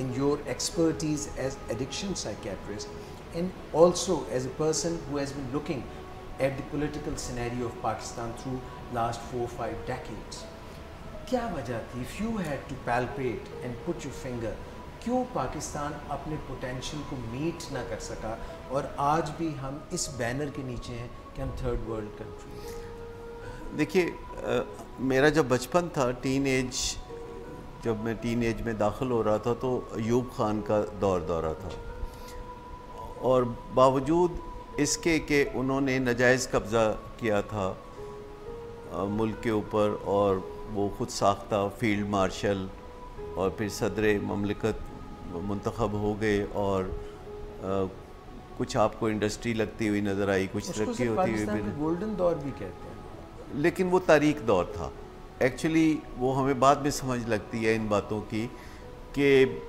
جو 50 کی دہائی تھی اس میں ہمارے وزرائے اعظم روز بدلتے تھے، جیسے لوگ کپڑے بدلتے ہیں تو ایسے وزرائے اعظم بدلا کرتے تھے. پھر ایوب خان کا زمانہ آیا، وہ خام خواہ انہوں نے بیچ میں آ کے تو قبضہ کر لیا، اور پاکستان چونکہ بڑا نوزائیدہ ملک تھا وہ کسی قسم کی سیاست میں بلوغت کا مظاہرہ نہ کر سکا، اور پھر محترمہ فاطمہ جناح موجود تھی اور انہوں نے آواز اٹھائی، کیونکہ شاید وہی اس پوزیشن میں تھیں کہ قائد اعظم کی ہمشیرہ ہونے کے ناطے وہ آواز اٹھا سکتی تھیں، لیکن پھر ان کو بھی میلائن کیا گیا، ان کو الیکشن میں ہرایا گیا. لیکن میں آپ کو بتاؤں یہ 1 بائی 1 آپ دیکھیں گے کہ ہمارے ہاں جو بھی انانے اقتدار سنبھالنے والے آئے ان کا سبسٹنس ابیوز کا بڑا مسئلہ تھا. ایوب خان کا مسئلہ الکوہلزم تھا، جس کے نتیجے میں جب وہ بیمار پڑے اور وہ بڑی سنجیدگی سے، یعنی ان کو فالج بھی گرا اور بیمار پڑے، اور ان کو ایسے عارضے لاحق ہوئے کہ جو کہ شراب خانہ خراب کی وجہ سے لوگوں کو پیش آتے ہیں مسئلے. تو بھٹو صاحب نے عین موقع کا فائدہ اٹھاتے ہوئے سیاست میں قدم رکھا اور ایک نیا نعرہ روٹی کپڑا اور مکان کا دیا، اور لوگوں نے ان کے نعرے کو جو ہے قبول کیا. لیکن ان کا اپنا مسئلہ بھی سبسٹنس ابیوز کا تھا، یعنی الکوہل ابیوز کا تھا.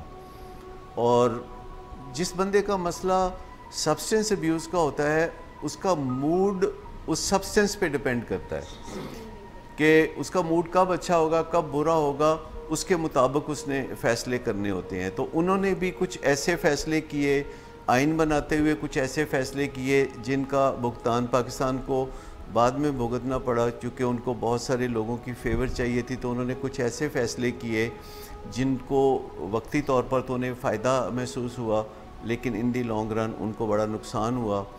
اور پھر اتفاقاً بدقسمتی ایسی ہوئی کہ وہ ایک ایسے مقدمے میں ان کو الجھا دیا گیا جس سے ان کا دور دور بھی واسطہ نہیں تھا، اور ان کو پھانسی کی سزا ہوئی. اس پھانسی کی سزا میں بھی اس بات کا دخل ہے کہ ان کے اندر سبسٹنس ابیوز کا پہلو تھا کہ وہ سٹبن ہو کے تو اکڑے رہے، اور انہوں نے اپنے بچاؤ کے لیے کوئی تدابیر اختیار نہ کی اور جان دے دی. اور ہمارا ملک پھر اس کو بھی بھگتتا رہا، ان کے جان دینے کو بھی بھگتتا رہا. اس کے بعد پھر ضیاء الحق کا دور آیا. تدبر کی کمی ہو جاتی ہے سبسٹنس ابیوز اور الکوہلزم سے نیچرلی. جب آپ کے جسم میں ایڈکشن یا الکوہلزم کی وجہ سے زہریلے مادے چل رہے ہوتے ہیں تو آپ اچھے فیصلے نہیں کر سکتے. اور جب بھی آپ تازہ خوراک لیتے ہیں شراب کی یا نشے کی تو آپ کو یقیناً بہت اچھا محسوس ہوتا ہے، لیکن 2-3 گھنٹے کے بعد جب اس سے زہریلے مادے بنتے ہیں جو ایڈکشن الکوہلزم کی ہال مارک ہے تو پھر آپ بہت برے فیصلے کرنے لگتے ہیں. تو ضیاء الحق کا خام خواہی آئے، سب دنیا جانتی ہے، تاریخ جانتی ہے، ان کے آنے کا کوئی جواز نہیں تھا، اور وہ خام خواہی آئے اور انہوں نے بہت سارے فیصلے مطلق العنان حکمران کے طور پر کیے. اور پھر وہ ایک حادثے کا شکار ہوئے، پھر بے نظیر آئیں. انہوں نے اچھی حکمرانی کی بنیاد رکھنا چاہیے، لیکن پھر ان کو حکمرانی نہیں کرنے دی گئی. کس نے نہیں کرنا؟ ظاہر ہے مسلم لیگ نون ان کے کنٹینڈر تھے، ان کے مخالف تھے. تو ان کی ایک پوزیشن یہ تھی کہ زرداری صاحب ان کے ہسبینڈ تھے، اور زرداری صاحب کے نام پہ کرپشن کا جو ہے وہ غلغلہ مچایا گیا. اور پھر بے نظیر بھٹو ایک سٹرونگ حکمران تھیں، وہ کسی کی بات ماننے کے لیے تیار نہیں تھیں، حکم لینے کے لیے. کچھ ان کی کردار کشی بھی کی گئی. ہاں کردار کشی بھی کی گئی، اور حکمرانی ان کو دی گئی پر ان کا حکم ماننے سے انکار کیا گیا. جب آپ کسی کو حکمرانی دیتے ہیں اور پھر حکم بھی دیتے ہیں, آپ جب کسی کو اقتدار دیتے ہیں اور پھر اسے حکم بھی دیتے ہیں, تو یہ اس میں بڑی کانٹراڈکشن ہے. یہ الٹی گنگا بہانے والی بات ہے کہ آپ کسی کو پہلے حکمرانی دیتے ہیں اور پھر آپ اس کو ڈکٹیٹ کریں. وفاق میں وہ حکمران تھیں, وہ وزیر اعظم تھیں, مگر پنجاب کا وزیر اعظم کوئی اور تھا, وزیر اعلیٰ. تو انہوں نے بہت رکھنے ڈالے. خیر وہ سیاسی گیمز ہیں جو کھیلتے رہے. پھر نواز شریف حکمران بنے تو ان کو بھی حکمرانی نہیں کرنے دی گئی, اور پھر دوبارہ بے نظیر آئیں, اور پھر دوبارہ نواز شریف آئے. تو جب بھی یہ 90 کی جو دہائی ہے اس میں میوزیکل چیئر ہوتی رہی, اور پھر مشرف صاحب آگے بلا وجہ آگے. کوئی وجہ نہیں بنتی کہ وہ برسر اقتدار آ جائے. آپ نے پیٹرن بتایا جس میں ایوب خان صاحب آگے, جس بلا میں وجہ حق صاحب آگے, بلا وجہ یہ آگے مشرف, ابھی بلا وجہ. کہیں ایسا تو نہیں نظر آ رہا کہ جو سولین حکمران تھے جن کو جو عوام تھی وہ اٹھا کے سنگھاسن پہ بٹھاتی تھی, مگر وہ وہاں پہ ٹکتے ہی نہیں تھے, ان میں اتنی طاقت ہی نہیں تھی, اتنی کمزوری دکھاتے تھے کہ کوئی تالے آزما آ جاتا تھا. فطری طور پر جو جمہور کی آواز ہے اس میں اس طرح کی طاقت تو نہیں ہو سکتی جس کا آپ تذکرہ کر رہے ہیں. جمہور کی آواز میں تو اخلاق کی طاقت ہوتی ہے نا. تو اب دیکھیے کہ اس کے بعد کا دور آپ دیکھیے, پھر 2008 میں جو ہے حکمرانی پیپلز پارٹی کو ملی, اور وہ کوئی خاطر خواہ کارکردگی بھی نہ دکھا سکے, پلس ہر وقت اپنی دم بچانے کی کوشش میں وہ لگے رہے, کیونکہ حکمرانی کرنا یہاں بڑا مشکل کام ہے, اور زیادہ تر یہاں توقع یہ کی جاتی ہے کہ جو حکمران ہوگا وہ ڈمی حکمران ہوگا. لیکن جو لوگ ایون ڈمی حکمران کے طور پر بھی آتے ہیں, بعد میں جب انہیں شعور ہوتا ہے, جب انہیں کھیلنا آ جاتا ہے, جب انہیں سیاست آ جاتی ہے, تو پھر وہ اصلی حکمرانی کی طرف رجوع کرتے ہیں. اور نواز شریف اس کی کافی بڑی مثال ہے کہ شروع میں ان کو بھی آگے بڑھایا گیا ایک مہرے کے طور پر, ان کی نشو و نما کی گئی, ان کی نگہداشت کی گئی, انہیں آگے بڑھایا گیا.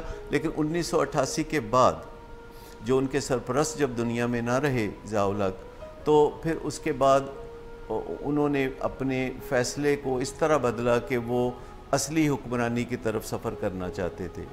اور آج بھی المیہ یہی ان کے ساتھ ہوا کہ جب بھی وہ برسر اقتدار آئے انہوں نے سچ مچ کا اقتدار چلانے کی کوشش کی, اور اس سے مسائل پیدا ہوئے. اور جو تازہ سچویشن ہے جس میں ہمارے ملک کا بڑا نقصان ہوتا ہے, تو ہم یہی چاہتے ہیں نا کہ ہمارا ملک ترقی کرے, ہمارا ملک جو ہے دنیا میں اچھی خبروں میں رہے, ہمارے ملک میں بنیادی سہولتیں لوگوں کو حاصل ہوں, صاف پینے کا پانی ہو, صحت کے مواقع ہوں, روزگار کے مواقع ہوں, اور ہمارا ملک جو ہے اس میں ہر جانب ترقی نظر آئے. اگر ہم یہی چاہتے ہیں تو پھر ہمیں اپنا اپنا کام کرنا ہوگا. وہ فٹ بال کی گیم ہوتی ہے جس میں جس کے پاؤں میں فٹ بال آتا ہے کہتا ہے اب گول میں ہی کر کے چھوڑوں گا, حالانکہ اس میں بھی پاس دینے کا رواج ہوتا ہے. تو یہ جو کام کسی کا ہوتا ہے, کار کوئی اور رہا ہوتا ہے, تو غلط ایئرپورٹوں پر شاندار لینڈنگ کرنے سے کچھ حاصل نہیں ہوتا. میں ایک بار پھر سے توجہ اسی طرف مبذول کراؤں گا. آپ نے جو ہے ایوب خان صاحب کا فرمایا کہ کچھ مسئلے ان کے بھی الکوہل سے ریلیٹڈ تھے. پھر آپ نے فرمایا بھٹو صاحب کا کہ ان کے بھی مسائل اس قسم کے تھے. ہم نے سنا ہے کہ یحییٰ خان صاحب کے بھی تھے. بیچ میں ان کا جو 2.5 سال کا دور کا ذکر کرنا میں بھول گیا, انہوں نے تو حد ہی کر چھوڑی. سر میں نے یہی عرض کیا, مطلب ان کی تو حد ہی ہو گئی تھی کہ یعنی ایک ایران کے سرکاری دورے پہ وہ گئے تھے اور جہاز سے وہ باہر نکل کے جانے کی پوزیشن میں نہیں تھے, اور گھنٹوں انتظار کرنا پڑا کہ ان کے حالات بہتر ہوں. تو اور سر حال ہی میں یعنی کہ 19ویں صدی کے آخر میں جب نواز شریف صاحب جو ہے فل مینڈیٹ کے ساتھ 2/3 میجورٹی کے ساتھ تھے, تو جو آئے یعنی کہ پرویز مشرف صاحب, ایسا بھی سر سنا ہے, and you can tell better because آپ ایڈکشن ٹریٹمنٹ کے ساتھ جڑے ہوئے ہیں, ان کے بھی کیا کوئی الکوہل کے مسائل تھے پرویز مشرف صاحب, جنرل صاحب کے؟ آپ کو نہیں پتا؟ اتنے معصوم کیوں بنتے ہیں؟ آپ جائیے یوٹیوب پہ جا کے تو ویڈیو دیکھ لیجئے, آپ کو پتہ چل جائے گا. ہمارے ہاں لوگ دھڑلے سے ٹی وی ٹاک شوز میں بیٹھ کے شراب پی رہے ہوتے ہیں اور انڈر دی انفلوئنس باتیں کر رہے ہوتے ہیں اور فتوے جاری کر رہے ہوتے ہیں اور بہت بڑکے لگا رہے ہوتے ہیں. تو کیا آپ نہیں دیکھتے یوٹیوب پہ آپ کسی کا بھی نام انٹر کر دیجئے؟ وہ جو کبھی کبھی اٹھ کے ڈانس کر رہے ہوتے ہیں باقاعدہ, وہ بھی ایسے ہی ہوتا ہے کہ وہ کوئی انڈر انفلوئنس ہوتے ہیں, ان کو ویسے ہی ڈانس کا شوق ہے. صحیح ممکن بھی, میں نے دیکھا کہ کئی دفعہ صدر بھی کر سکتے ہیں. دیکھیے میرا سوال, میں آپ کو بتاؤں یہ بڑے المناک صورتحال ہے کہ ہمارے ملک کے اصل مسئلے کو آج تک نہیں پہچانا گیا. اصل مسئلہ ہمارے ملک کا یہ ہے کہ جن لوگوں کے ہاتھ میں عنان حکومت ہے ان کا سبسٹنس ابیوز کا مسئلہ رہا ہے. اور وہ جو پارلیمنٹ, ہماری کوئی بھی پارلیمنٹ اٹھا کے دیکھ لیجئے, 50% سے زیادہ آئی کین سیفلی سے ایسے لوگ ہوتے ہیں جن کا الکوہل کے ساتھ سیریس معاملہ ہوتا ہے بیماری کا, یعنی الکوہلزم کا.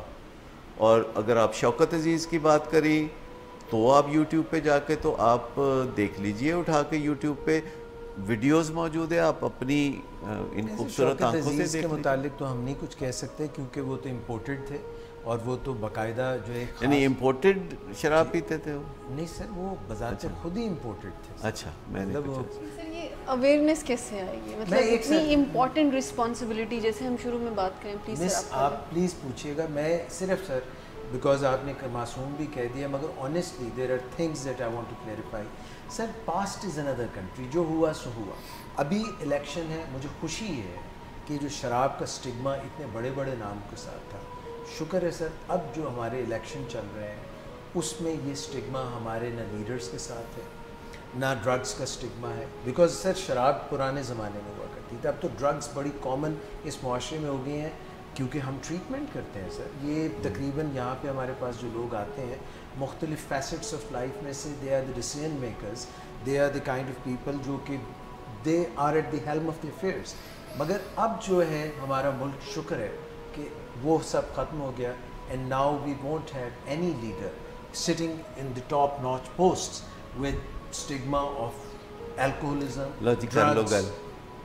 تو کیا کتاب کا کیا ذکر کر رہے تھے آپ؟ کچھ کتاب کا ذکر کر رہے تھے, وہ کون سی کتاب؟ میں تو خیر کسی اور ٹائٹل کا ذکر کر رہا تھا, لیکن جس ٹائٹل کی طرف آپ وہ تو نہیں اردو کی آخری کتاب کا ذکر تو نہیں کر رہے تھے؟ ابن انشا کی بڑی لاجواب کتاب ہے. اچھا, ابن انشا کو تو گئے ہوئے زمانے ہو گئے. آج کل تو جو لیٹسٹ کتاب جس کا شورا ہے بہت ہی جو پڑھی جا رہی ہے اور جس کے متعلق بڑی لیدے ہوئی, یہ شورا کون سا ہے؟ سر یہ چھوڑ دیں, یہ پنجابی والا نہیں ہے, یہ شہرا آفاق کتاب ہے. اچھا, مگر سر میں آپ کو یہ ایک اور, کیونکہ سر آپ نے کتاب کا ذکر کر دی, یہ جو ایک کانسپریسی تھیوریز ہیں نا, یہ بھی ہمارے ملک کے ساتھ بہت جڑی ہوئی ہیں. میں نے آج دا نیوز میں ایک آرٹیکل بھی پڑھا. میں 2-3 باتیں کہتا ہوں, مجھے آپ اجازت اور موقع دیجیے. ایک تو جس بات کو ہمیں ڈسکریڈٹ کرنا ہوتا ہے اس کے لیے بھی ہم کنسپریسی تھیوری کا ورڈ یوز کرتے ہیں. دوسرا سر, لوگوں میں پولیٹیکل تھاٹ یا سیاسی فکر اور سمجھ بوجھ آنے سے حالات بہتر ہوں گے. تیسرا, کوئی ایک الیکشن ملک کی تقدیر کا فیصلہ کر سکے, یہ بات ذرا میرے دل اور دماغ کو اتنی اپیل نہیں کرتی. میرا خیال ہے کہ ملکوں کی تقدیریں دے آر سیریز آف فیصلے جو ہوتے. یہ آپ نے بہت اچھی ندیم بات کی ہے, مگر میں ہمیشہ کیونکہ ایسا سنا ہے کہ the last straw that broke camel's back. اور اب واپس چلتے ہیں سبسٹنس ابیوز پہ. ڈاکٹر صداقت صاحب نے کچھ دن پہلے کہیں اور کام کرنے والے ایک شخص کے بارے میں کہا کہ ان کا بلڈ یورین سیمپل لے لیجئے تاکہ ایسرٹین کیا جا سکے کہ کیا یہ ڈرگ کرتے ہیں یا نہیں. تو ان کا اندازہ تو کیا ان کی ایکسپرٹیز ہی یہی ہے. پچھلے 40 سال 42 سال 45 سال, مجھے بھی 18 سال ہو گئے ہیں, میں نے تو اس کام کے علاوہ ان کی دلچسپیاں اور کسی کام میں نہیں دیکھی. تو وہ ان کا اندازہ ٹھیک نکلا. وہ گھریلو ملازم واقعی اوپیم کے نشے کا استعمال کر رہا. بھائی صاحب آگے چلتے ہیں. اب ندیم بھائی, یہ گھریلو ملازم کر سکتے ہیں, بٹ جو لوگ امپورٹنٹ پوزیشنز پہ ہوتے ہیں, ڈسین کرتے ہیں, قوم و ملک کے ساتھ سنسیئر ہوتے ہیں, وہ اپنے چکروں میں نہیں پڑتے, وہ پھر ان چکروں میں کام کرتے ہیں نا سر. اگر کوئی کسی سے کبھی سیمپل مانگے تو اسے چاہیے کہ وہ دے دے. Of course. مثلاً اگر آپ مجھے کہیں سپورٹس میں چلے تو میں پروگرام میں بھی سر کہہ رہا ہوں کہ میں دیکھیں اگر میرے دراز میں رپورٹ پڑی ہے نا کہ میں کلاس میں فرسٹ آیا ہوں تو میں بہانے آپ کو دکھانا چاہوں گا.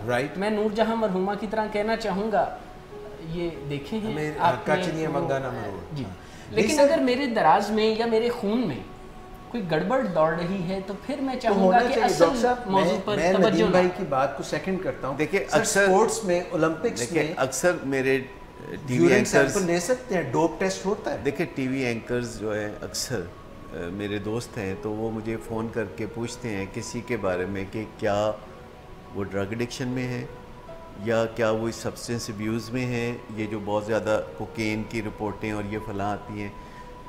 تو یہ میرا منصب نہیں ہے کیا سرائی کرنا, یہ میرا منصب نہیں ہے کہ میں کسی کے اوپر انگلی اٹھاؤں یا میں کیچڑ اچھالوں جب تک کہ میں اپنی آنکھوں سے نہ دیکھوں, مگر سر آپ یا جب تک کہ میں کوئی کانکریٹ لیبارٹری رپورٹ نہ دیکھوں.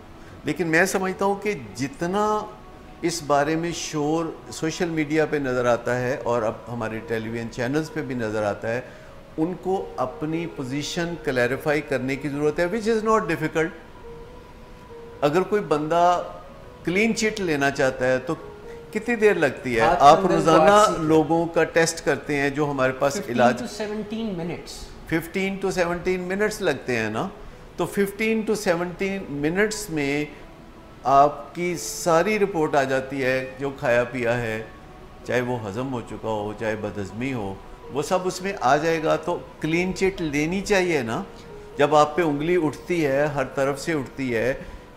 اور وہ جو کیا آپ ذکر کر رہے تھے کتاب کا جس میں صفحے صفحے پہ یہ سب سارا سلسلہ چلتا ہے, تو ایک زبانی تردید تو بنتی ہے نا کہ ہمارا ملک جن کے ہاتھوں میں جانے کا امکان ظاہر کیا جاتا ہے, اور ظاہر ہے جب ہمارے ملک کا کوئی سربراہ بنتا ہے تو سیکیورٹی کلیئرنس تو ہوتی ہے نا, ہونی چاہیے, اور وہ ہیلتھ کے بارے میں بھی ہوتی ہے, وہ ویلتھ کے بارے میں بھی ہوتی ہے, وہ دیانتداری کے بارے میں بھی ہوتی ہے, وہ کمپٹنس کے بارے میں بھی ہوتی ہے, اور وہ لائلٹی کے بارے میں بھی ہوتی ہے. تو یہ کہہ دینا کہ ہم تبصرہ نہیں کریں گے اس کتاب کے مندرجات پر, جو کہ فرسٹ ہینڈ ایکسپیرینس ہے ایک خاتون کا 11 منتھس کا, شب و روز شاید وہ ڈائری لکھتی رہی ہیں, میں نے وہ کتاب پڑھی ہے. میں سمجھتا ہوں کہ اگر وہ کوئی ایڈکشن کے سبجیکٹ کو سمجھنا چاہتا ہے تو اسے وہ کتاب پڑھنا چاہیے کہ جس فیملی پہ جو ایڈکشن کی قیامت بیتتی ہے اس فیملی کے ڈائنامکس کیا ہوتے ہیں, وہاں لوگوں کے ذہن میں کیا باتیں چل رہی ہوتی ہیں. لیکن اگر بار بار مجھ سے پوچھا جاتا ہے ان باکس میں بھی اور ٹیلی فون کر کے بھی کہ میں کوئی ورڈکٹ دوں, تو میں ورڈکٹ تو نہیں دے سکتا. میں تو درخواست کر سکتا ہوں کہ اگر ایسی کوئی غلط فہمی پھیلائی جا رہی ہے ایک اتنی بڑی پرسنالٹی کے بارے میں جسے پورے پاکستان نے کبھی نہ کبھی ضرور چاہا ہے, اگر اب سب لوگ نہیں چاہتے تو کبھی سب لوگ چاہتے تھے, اور لوگوں نے وراثت میں پائی ہے ان کے ساتھ محبت, اور وہ بہت لارجر دین لائف سائز ہے ان کا, اور ان کی کہی ہوئی باتیں اور ان کا ایک ایک کال و فعل اور ان کا جو بیہیویئر ہے ہمارے نوجوانوں پہ اسپیشلی بہت زیادہ اثر انداز ہوتا ہے. تو انہیں کلیریفائی کر دینا چاہیے ونس فار آل, اور اس کا کوئی مشکل طریقہ نہیں ہے. وہ کسی بھی طریقے سے اپنے آپ کو اگر وہ یورین سیمپل دے دیں which is a non-invasive test. So who will ask this question? پوچھے گا کون؟ یعنی یہ اتنی بڑی ذمہ داری ہے. بلے کے گلے میں گھنٹی کون باندھے گا؟ بلا خود گلا پیش کرے کہ آئیے میرے گلے میں گھنٹی باندھے, کیونکہ اس ایک فیکٹر سے لاکھوں ووٹ ان کا جھکاؤ ان کی طرف ہو سکتا ہے. جیسے نواز شریف اگر لنڈن سے نہیں آتے تو لاکھوں لوگ جو ہیں پلٹ جاتے, لیکن چونکہ وہ آ گئے اپنی بیٹی کے ہمراہ, پیش کر دیا, تو انہوں نے کہا کہ جی میں پیش کرتا ہوں اپنے آپ کو, اور سیدھا چلے گئے اڈیالہ جیل. تو آپ دیکھ لیجئے کہ اس کے بعد ان کو کتنا فائدہ ہوا ہے. He could have easily avoided it. ہاں سر ایک اور بات میں بھی ایڈ کرنا چاہتا ہوں کہ جیسے ڈاکٹر صاحب نے شروع میں کہا ہے کہ زرداری کے دور میں کرپشن کا شور کر کے ان کو بہت زیادہ مطلب گندا کیا گیا یا گندا کرنے کی کوشش کی گئی. جب پاکستان کا المیہ ہے کہ پاکستان میں جب محسوس ہوتا ہے کہ یہ بندہ پاور میں آنا چاہتا ہے یا یہ شخصیت جو ہے اس کے ساتھ اس کا دوست بن کے یا اس کا دشمن بن کے مجھے فیم ملے گا یا کوئی اہمیت ملے گی, تو اس کے بارے میں کوئی نہ کوئی بات ایسے لازمی کی جاتی ہے اور اس کا راستہ بھی روکنے کی کوشش کی جاتی ہے. چونکہ پاکستان کی انٹیلیجنس کے بارے میں اکثر لوگ پروپیگنڈا کرتے ہیں. پاکستان کے سیاستدان جو لگتا ہے زیادہ تر عوام کو کہ یہ پاکستان کے لیے مخلص ہیں, ان کو بھی روکنے کی کوشش کی جاتی ہے. میں اپنا پرسنل ویو اپنا بتا رہا ہوں. تو کیا ایسا نہیں ڈاکٹر صاحب کہ عمران خان جس کی بھی ہم بات کر رہے ہیں اس کو بھی روکنے کے لیے سارا پروپیگنڈا کیا گیا ہے, کسی اور کے لیے ایسی باتیں نہیں سننے کو ملتی. جب ہی پتہ چلا ہے عمران خان پاور میں آنا چاہتا ہے تب یہ ساری باتیں زیادہ مضبوطی کے ساتھ آنا شروع ہو گئی ہیں. پہلے نہیں, 18-20 سال جب وہ پولیٹیشین میں تھا تو نہیں ایسا کچھ ہوا تھا, کیونکہ ان کو پتا تھا کہ یہ پاکستان میں سلگ رہی تھی. نہیں, یہ باتیں تو چل رہی تھی, لیکن جہاں تک میں نے دیکھا ہے کبھی انہوں نے اپنی زبان سے اس بات کی تردید نہیں کی. میں کم از کم چاہوں گا کہ اگر وہ ایک دفعہ میڈیا پہ آ کے اس کی تردید کر دیں تو میں ان کی بات کو مان لوں گا. بنتا ہے, آپ جو فرما رہے ہیں کہ بھئی ایک دفعہ تو تردید کرنا بنتا ہے نا. وہ کہیں کہ جی ریحام خان کی کتاب پہ ہم تبصرہ نہیں کریں گے, آپ مت تبصرہ کیجئے, آپ تردید تو کر دیجئے نا کہ جو کچھ بھی اس میں لکھا ہے وہ جھوٹ ہے. آپ لوگوں کو مختصر میں سے یا فہم, چاہے وہ غلط فہمی ہے یا صحیح فہمی ہے, کیونکہ جو چیزیں ایک بیوی نے 11 مہینے میں دیکھی ہیں وہ صرف انہوں نے نہیں دیکھی, کئی اور بھی ادھر ادھر سے کہانیاں پھیلتی رہی ہیں. تو صفائی دینا تو بنتا ہے, کیونکہ کوئی بھی بندہ صفائی دینے سے انکار نہیں کر سکتا. اور ایک دفعہ وہ خود ہی فرما رہے تھے کہ حضرت عمر فاروق کو کسی نے پوچھا کہ آپ نے یہ جو کرتا بنایا ہے یہ اس کپڑے میں سے نہیں بن سکتا تھا جو آپ کے حصے میں آیا تھا, تو آپ نے یہ کیسے بنایا؟ تو انہوں نے کہا کہ میرے بیٹے کا جو حصہ تھا کپڑے کا اس نے وہ مجھے دے دیا تھا, تو میں نے اس وجہ سے پھر یہ بنایا ہے کرتا, اپنا حصہ اور بیٹے کا حصہ جو کپڑے کا تھا اس سے ملا کے. تو پھر انہوں نے کہا کہ ہم اپنے اس ملک میں اس قسم کی حکمرانی لانا چاہتے ہیں. عمران خان صاحب نے کہا. سر یہ بہت ہی آپ نے اچھی تو بات. اب میں سمجھتا ہوں کہ جب ہر طرف سے یہ ایک بات اٹھتی ہے اور بہت ساری اور باتیں بھی اٹھتی ہیں جن کا تعلق آنیسٹی سے بھی ہے, جن کا تعلق موریلٹی سے بھی ہے, تو جو قصہ ہے وہ کہہ دیں کہ یہ نہیں ہے یا یہ ہے یا یہ تھا اور اب نہیں ہے. تو ایروگنس سے تو کام نہیں چلتا نا. لیکن سر جب پاکستان میں ادارے ہیں, ادارے مضبوطی سے کام کر رہے ہیں, یہی نواز شریف صاحب, میں آپ کی کچھ باتوں سے مطلب ڈس ایگری بھی کروں گا, یہی نواز شریف صاحب پیپلز پارٹی کے دور میں انہی اداروں کے بارے میں بہت اچھا بولتے تھے کہ اب عدلیہ آزاد ہوگی, اب یہ معاملات بہتر ہو گئے. لیکن جب نواز شریف صاحب کو سزا ہوئی ہے تو نواز شریف صاحب نے یہ کہا کہ یہ کون ہوتے ہیں مجھے سزا دینے والے, اس کا فیصلہ 25 جولائی کو ہوگا, میں حکومت کر سکتا ہوں یا نہیں اس کا فیصلہ عوام کرے گی, مجھے عوام کا فیصلہ منظور ہے, ادروائز نو. تو کیا ہم اسی بات کو عمران خان پہ بھی چھوڑ دیتے ہیں کہ 25 جولائی کو عوام کیا چاہتی ہے؟ اگر ایسا ہی ہے, اگر عوام چاہتی ہے کہ ہم نے اس کو ٹھپا لگا کے اپنے اوپر حاکم بننے کا درجہ دینا ہے یا اس کو یہ پاور دینی ہے, تو میرے خیال میں یہ اتنا پرسنلی, جیسے آپ کہہ رہے ہیں کہ ایک 15 منٹ کی بات ہے, ڈاکٹر ندیم نور صاحب کہہ رہے ہیں کہ 15 منٹ کی بات ہے یہ ٹیسٹ وغیرہ یہ جو بھی ہے میڈیکل, تو اگر اس کی طرف سے وہ کہتے ہیں کہ عوام پہ فیصلہ کر دیں تو اب میرے خیال میں میں نے تو کہا ہے کہ ایک 15 منٹ انویسٹ کرنا. دیکھیں 1 منٹ, آج سیاستدان جو بھی ٹائم انویسٹ کرتے ہیں, اگر کسی سیاستدان کو پتہ ہو کہ ایک 15 منٹ انویسٹ کرنے سے اس کو 50 لاکھ ووٹ مل جائیں گے, جو میرا ایک سیف ایسٹیمیٹ ہے کہ اگر وہ آ جاتے ہیں منظر عام پہ اور کہتے ہیں کہ جی میرا یورین چیک کر لیں, یہ کلیئر ہے اینی ٹائم, اور رینڈم چیکنگ میں جب آ جاتا ہے کہ وہ کلیئر ہے, تو 50 لاکھ ووٹ ان کے ہوئے سیدھے سیدھے. جہاں تک بات ہے نا نواز شریف کی, نواز شریف نے ہر وہ غلطی کی ہے جس کو اب وہ کرٹیسائز کرتے ہیں اور ساتھ کہتے ہیں کہ میں نے غلطی کی تھی. خوشی کی بات یہ ہے کہ وہ اپنی ہر غلطی کا اقرار کرنے کے بعد آگے بڑھتے ہیں. وہ کہتے ہیں کہ جی میں نے فلاں غلطی کی تھی, جب میں نے یوسف رضا گیلانی کے کیس میں میں نے مخالفت کی تھی تو میں نے غلطی کی تھی, جب میں نے فلاں موقع تھا تو غلطی کی تھی, ان کے سیاست میں آنے کے انداز میں غلطی تھی وہ انہوں نے مانی. لیکن 1988 کے بعد انہوں نے انڈیپینڈنٹ سیاست کی اور اس کا کافی خمیازہ بھی بھگتا, کافی تکلیف بھی بھگتی, انہوں نے باقاعدہ سزا پائی, وہ کئی سال ملک بدر رہے. لیکن ایک بندہ جو ہمارا بہت بڑا سٹار ہے, جسے ہم سب چاہتے ہیں, مجھے آج بھی وہ دن یاد ہے کہ جب میں کرکٹ میں ان کو بالنگ کرتے ہوئے دیکھتا تھا اور وہ دوڑتے ہوئے آتے تھے بال کرانے, تو میں نے وہ خوشیاں پائی ہیں ایک لمبے عرصے تک ان کے کرکٹنگ کیریئرز کی وجہ سے. اور میرا تو دل چاہتا ہے کہ وہ سرخرو ہو جائیں, میرا تو دل چاہتا ہے کہ ان کو بھی موقع ملے, جس طرح وہ اس ملک کی تقدیر بدلنا چاہتے ہیں, اس ملک کو بہترین بنانا چاہتے ہیں, تو موقع ملے. تو اب یہ بات ایسی نہیں ہے کہ کسی غیر اہم بندے نے کہی ہے, یہ تو بات جو ہے آپ کو پتہ ہے کہ کہاں سے آ رہی ہے, اور وہ بات محض الزام نہیں ہے, وہ ایک پوری رپورٹ آئی ہے, یعنی ایک پوری ایک چیز ہے, ڈے ٹو ڈے, صبح دوپہر شام کی کہانی ہے, جس کو جو بندہ بھی پڑھے گا وہ نتائج اخذ کر سکتا ہے. لیکن میرا دل چاہتا ہے یہ سب کچھ جھوٹ ہو ان کے بارے میں. وہ بھی سکتا ہے کہ یہ جھوٹ ہو, انہوں نے اپنی طرف سے فیبریکیٹ کیا ہو, مگر اس کو ان کو چیلنج کرنا چاہیے. کیونکہ بہت سے ملک میں ہم نے جھوٹ دیکھے ہیں جنہیں سچ سمجھا گیا, اور وہ مختلف سیاسی لیڈروں کے بارے میں تھے. بھٹو صاحب کے بارے میں جھوٹ بولے گئے اور انہیں قوم نے بھی سچ سمجھا. اس وقت جب ان کو پھانسی ہوئی تھی تو ایک بڑا طبقہ تھا جو کہہ رہا تھا کہ ایسا کیا ہوگا, ایسا انہوں نے مرڈر کیا تھا تو ان کو پھانسی ہوئی ہے.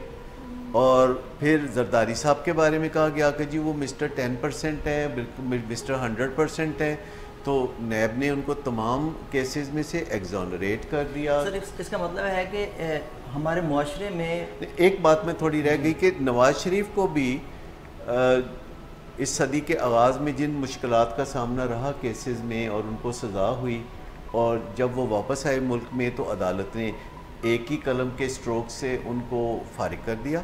تو یہ کوئی اچھا تاثر تو اس سے نہیں جاتا کہ اب مثال کے طور پر, میں نہیں کہتا اس کا کوئی امکان ہے, مثال کے طور پر 2/3 میجورٹی مل جاتی ہے نواز شریف کو, تو کیا ہوگا؟ کیا وہ اڈیالہ جیل میں پڑے سڑتے رہیں گے؟ ٹھیک ہے نا. تو ریاست جو ہے اسے مضبوط ہونا چاہیے, اور جتنا ریاست کو مضبوط ہونا چاہیے اس سے کہیں زیادہ اخلاقی مسند پر ہونا چاہیے, کیونکہ طاقت جو اخلاق کی پابند نہ ہو اس سے بڑی کرپشن تو کوئی ہو نہیں سکتی. لیکن اخلاقی مسند پہ لانے کے لیے عوامی شعور بہت ضروری ہے. ابھی جس طرح آپ نے ایک بات کی, میں سوچ رہی تھی کہ جو پارٹی کے جالے ہیں وہ تو عمران خان کو ووٹ دیں گے یا کسی بھی پارٹی کے ساتھ, چاہے وہ یہ کلیریفیکیشن کرتے ہیں یا نہیں کرتے. تو بلکہ اسی چیز کے ساتھ جہاں بہت فیکٹرز کے اوپر بات ہو رہی ہے, تو میں چاہ رہی تھی کہ آپ پولرائزیشن کے اوپر بھی تھوڑی سی بات کریں کہ کس طرح سے وہ ملکی مفاد کو نقصان پہنچاتی ہے. دیکھیں, پہلی بات وہ ہوتا ہے کہ پولرائزیشن سے فیصلہ ہی نہیں ہوتا. اس بات کا فیصلہ پولرائزڈ لوگوں نے نہیں کرنا, انتہا پسند لوگوں نے نہیں کرنا, جو عمران کے لیے جان دے سکتے ہیں یا نواز شریف کے لیے جان دے سکتے ہیں. فیصلہ انہوں نے نہیں کرنا کہ برسر اقتدار کون آئے گا, فیصلہ ان بھولے لوگوں نے کرنا ہے جو الیکشن والے دن امکاناً ووٹ ڈالنے کے لیے نکلیں گے اور ہوا جدھر کی دیکھیں گے یا ان کی سکس سینس جو کہے گی اس کے مطابق وہ جا کے ووٹ ڈال دیں گے.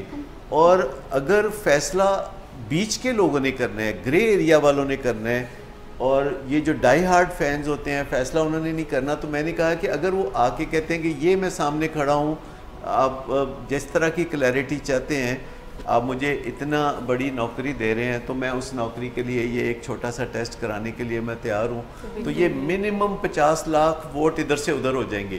اور اگر کوئی یہ سمجھتا ہے کہ ریحام خان نے جو لکھا ہے یا ریحام خان نے جو کیچڑ اچھالا ہے, اگر کوئی سمجھتا ہے کہ اس کا اثر نہیں ہوتا, تو میں آپ کو بتاتا ہوں اس کا اثر ہوتا ہے. اس کا اثر اس پہ نہیں ہوتا جو عمران خان پہ جان چھڑکتا ہے, اس کا اثر اس پہ ہوتا ہے جو عمران خان کو اس ملک کا حقیقی اور اچھا حکمران دیکھنا چاہتا ہے. کیونکہ جب بھی وہ کہتے ہیں نا, منہ سے جو بات نکلتی ہے اثر رکھتی ہے, اور میں سمجھتا ہوں کہ کسی بندے کو بلا وجہ بدنام نہیں کرنا چاہیے, یہ اس سے بڑا ظلم ہو کوئی نہیں سکتا. اور اگر کسی پہ کوئی الزام ہو تو اس کا ایک دفعہ اخلاقی فرض بنتا ہے کہ وہ اس کی تردید کرتے. لیکن آپ تو ٹیسٹ کی بات کر رہے ہیں, میں تردید کی بات کر رہا ہوں. آج وہ اگر تردید کر دیتے ہیں کہ یہ سب غلط ہے اور میں سبسٹنس ابیوز سے میرا کوئی لینا دینا نہیں ہے, تو میرا ووٹ ان کا ہے. سر ویسے میں سلطان صاحب کی بات کو آگے بڑھاتا ہوں. میں ان سے ایگری کرتا ہوں کہ کسی بھی پولیٹیشین کے بارے میں جو فیصلہ ہے وہ ووٹنگ یا ووٹ کے ذریعے ہونا چاہیے. لیکن پرابلم یہ ہے کہ یہ جو بد اخلاقی پہلے سے آتی چلی آ رہی ہے, اور ہم بد اخلاقی کو کبھی اس لیے ٹالریٹ کرتے ہیں کہ میرے بیٹے نے آپ سے کی, میں دل میں آپ کو برا سمجھتا ہوں, اوپر آپ سے تعلق نبھائے رکھنے پر مجبور ہوں, لیکن میرا بیٹا جب توتلی زبان سے آپ کو سخت بولتا ہے یا گالی دیتا ہے تو میں دل میں کہتا ہوں کہ اچھا ہوا, اگلا گریبان اس کے ہاتھ میں میرا ہوگا. اور آپ نے کہا کہ انہوں نے بھی ایسا کیا, تو یاد رکھیں کوئی سیاستدان کسی موریلٹی کی اتھارٹی نہیں ہے.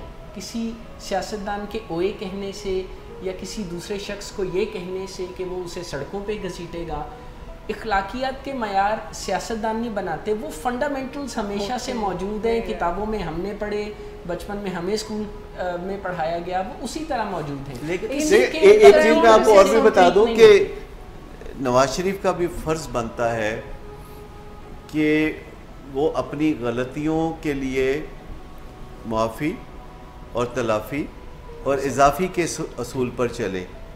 یعنی جو غلطیاں ہوتی ہیں بڑے لوگوں کی, وہ غلطیاں بھی بڑی ہوتی ہیں, چاہے وہ دیکھنے میں چھوٹی نظر آتی ہیں, تو ان کو ہر اس بات کی معافی مانگنی چاہیے, پھر اس کی تلافی کرنی چاہیے. اور یہ جو ان کا واپس آنا ہے, یہ میں سمجھتا ہوں معافی انہوں نے مانگی اور وہ واپس آئے, اس سے تلافی ہوئی, وہ جیل چلے گئے اور وہ سزا بھگت رہے ہیں.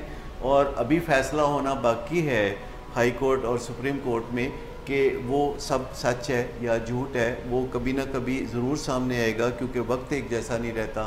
لیکن مجھے بتائیے کہ ان کو واپس آنے کے لیے کتنی جلدی ان کے دل نے مائل کیا.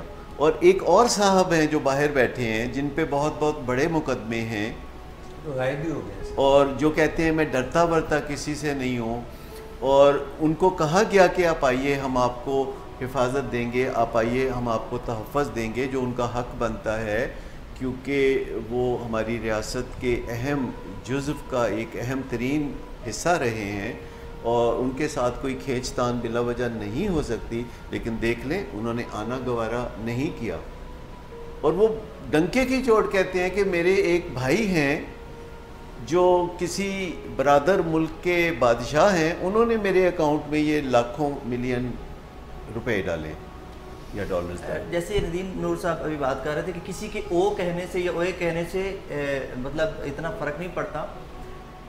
اس کا مطلب یہ ہے کہ ہمیں ہماری پبلک کے رویوں کو بہتر بنانے کی بھی ضرورت ہے.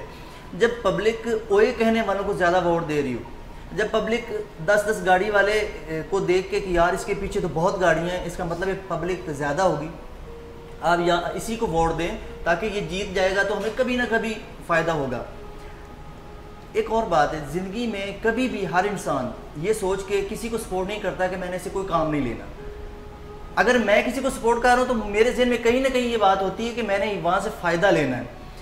زیادہ تر عوام کے رویوں پہ اور ان کی سوچ پہ کام کرنے کی ضرورت ہے, ان کو ایجوکیٹ کرنے کی ضرورت ہے, اور یہ نہیں کیا گیا.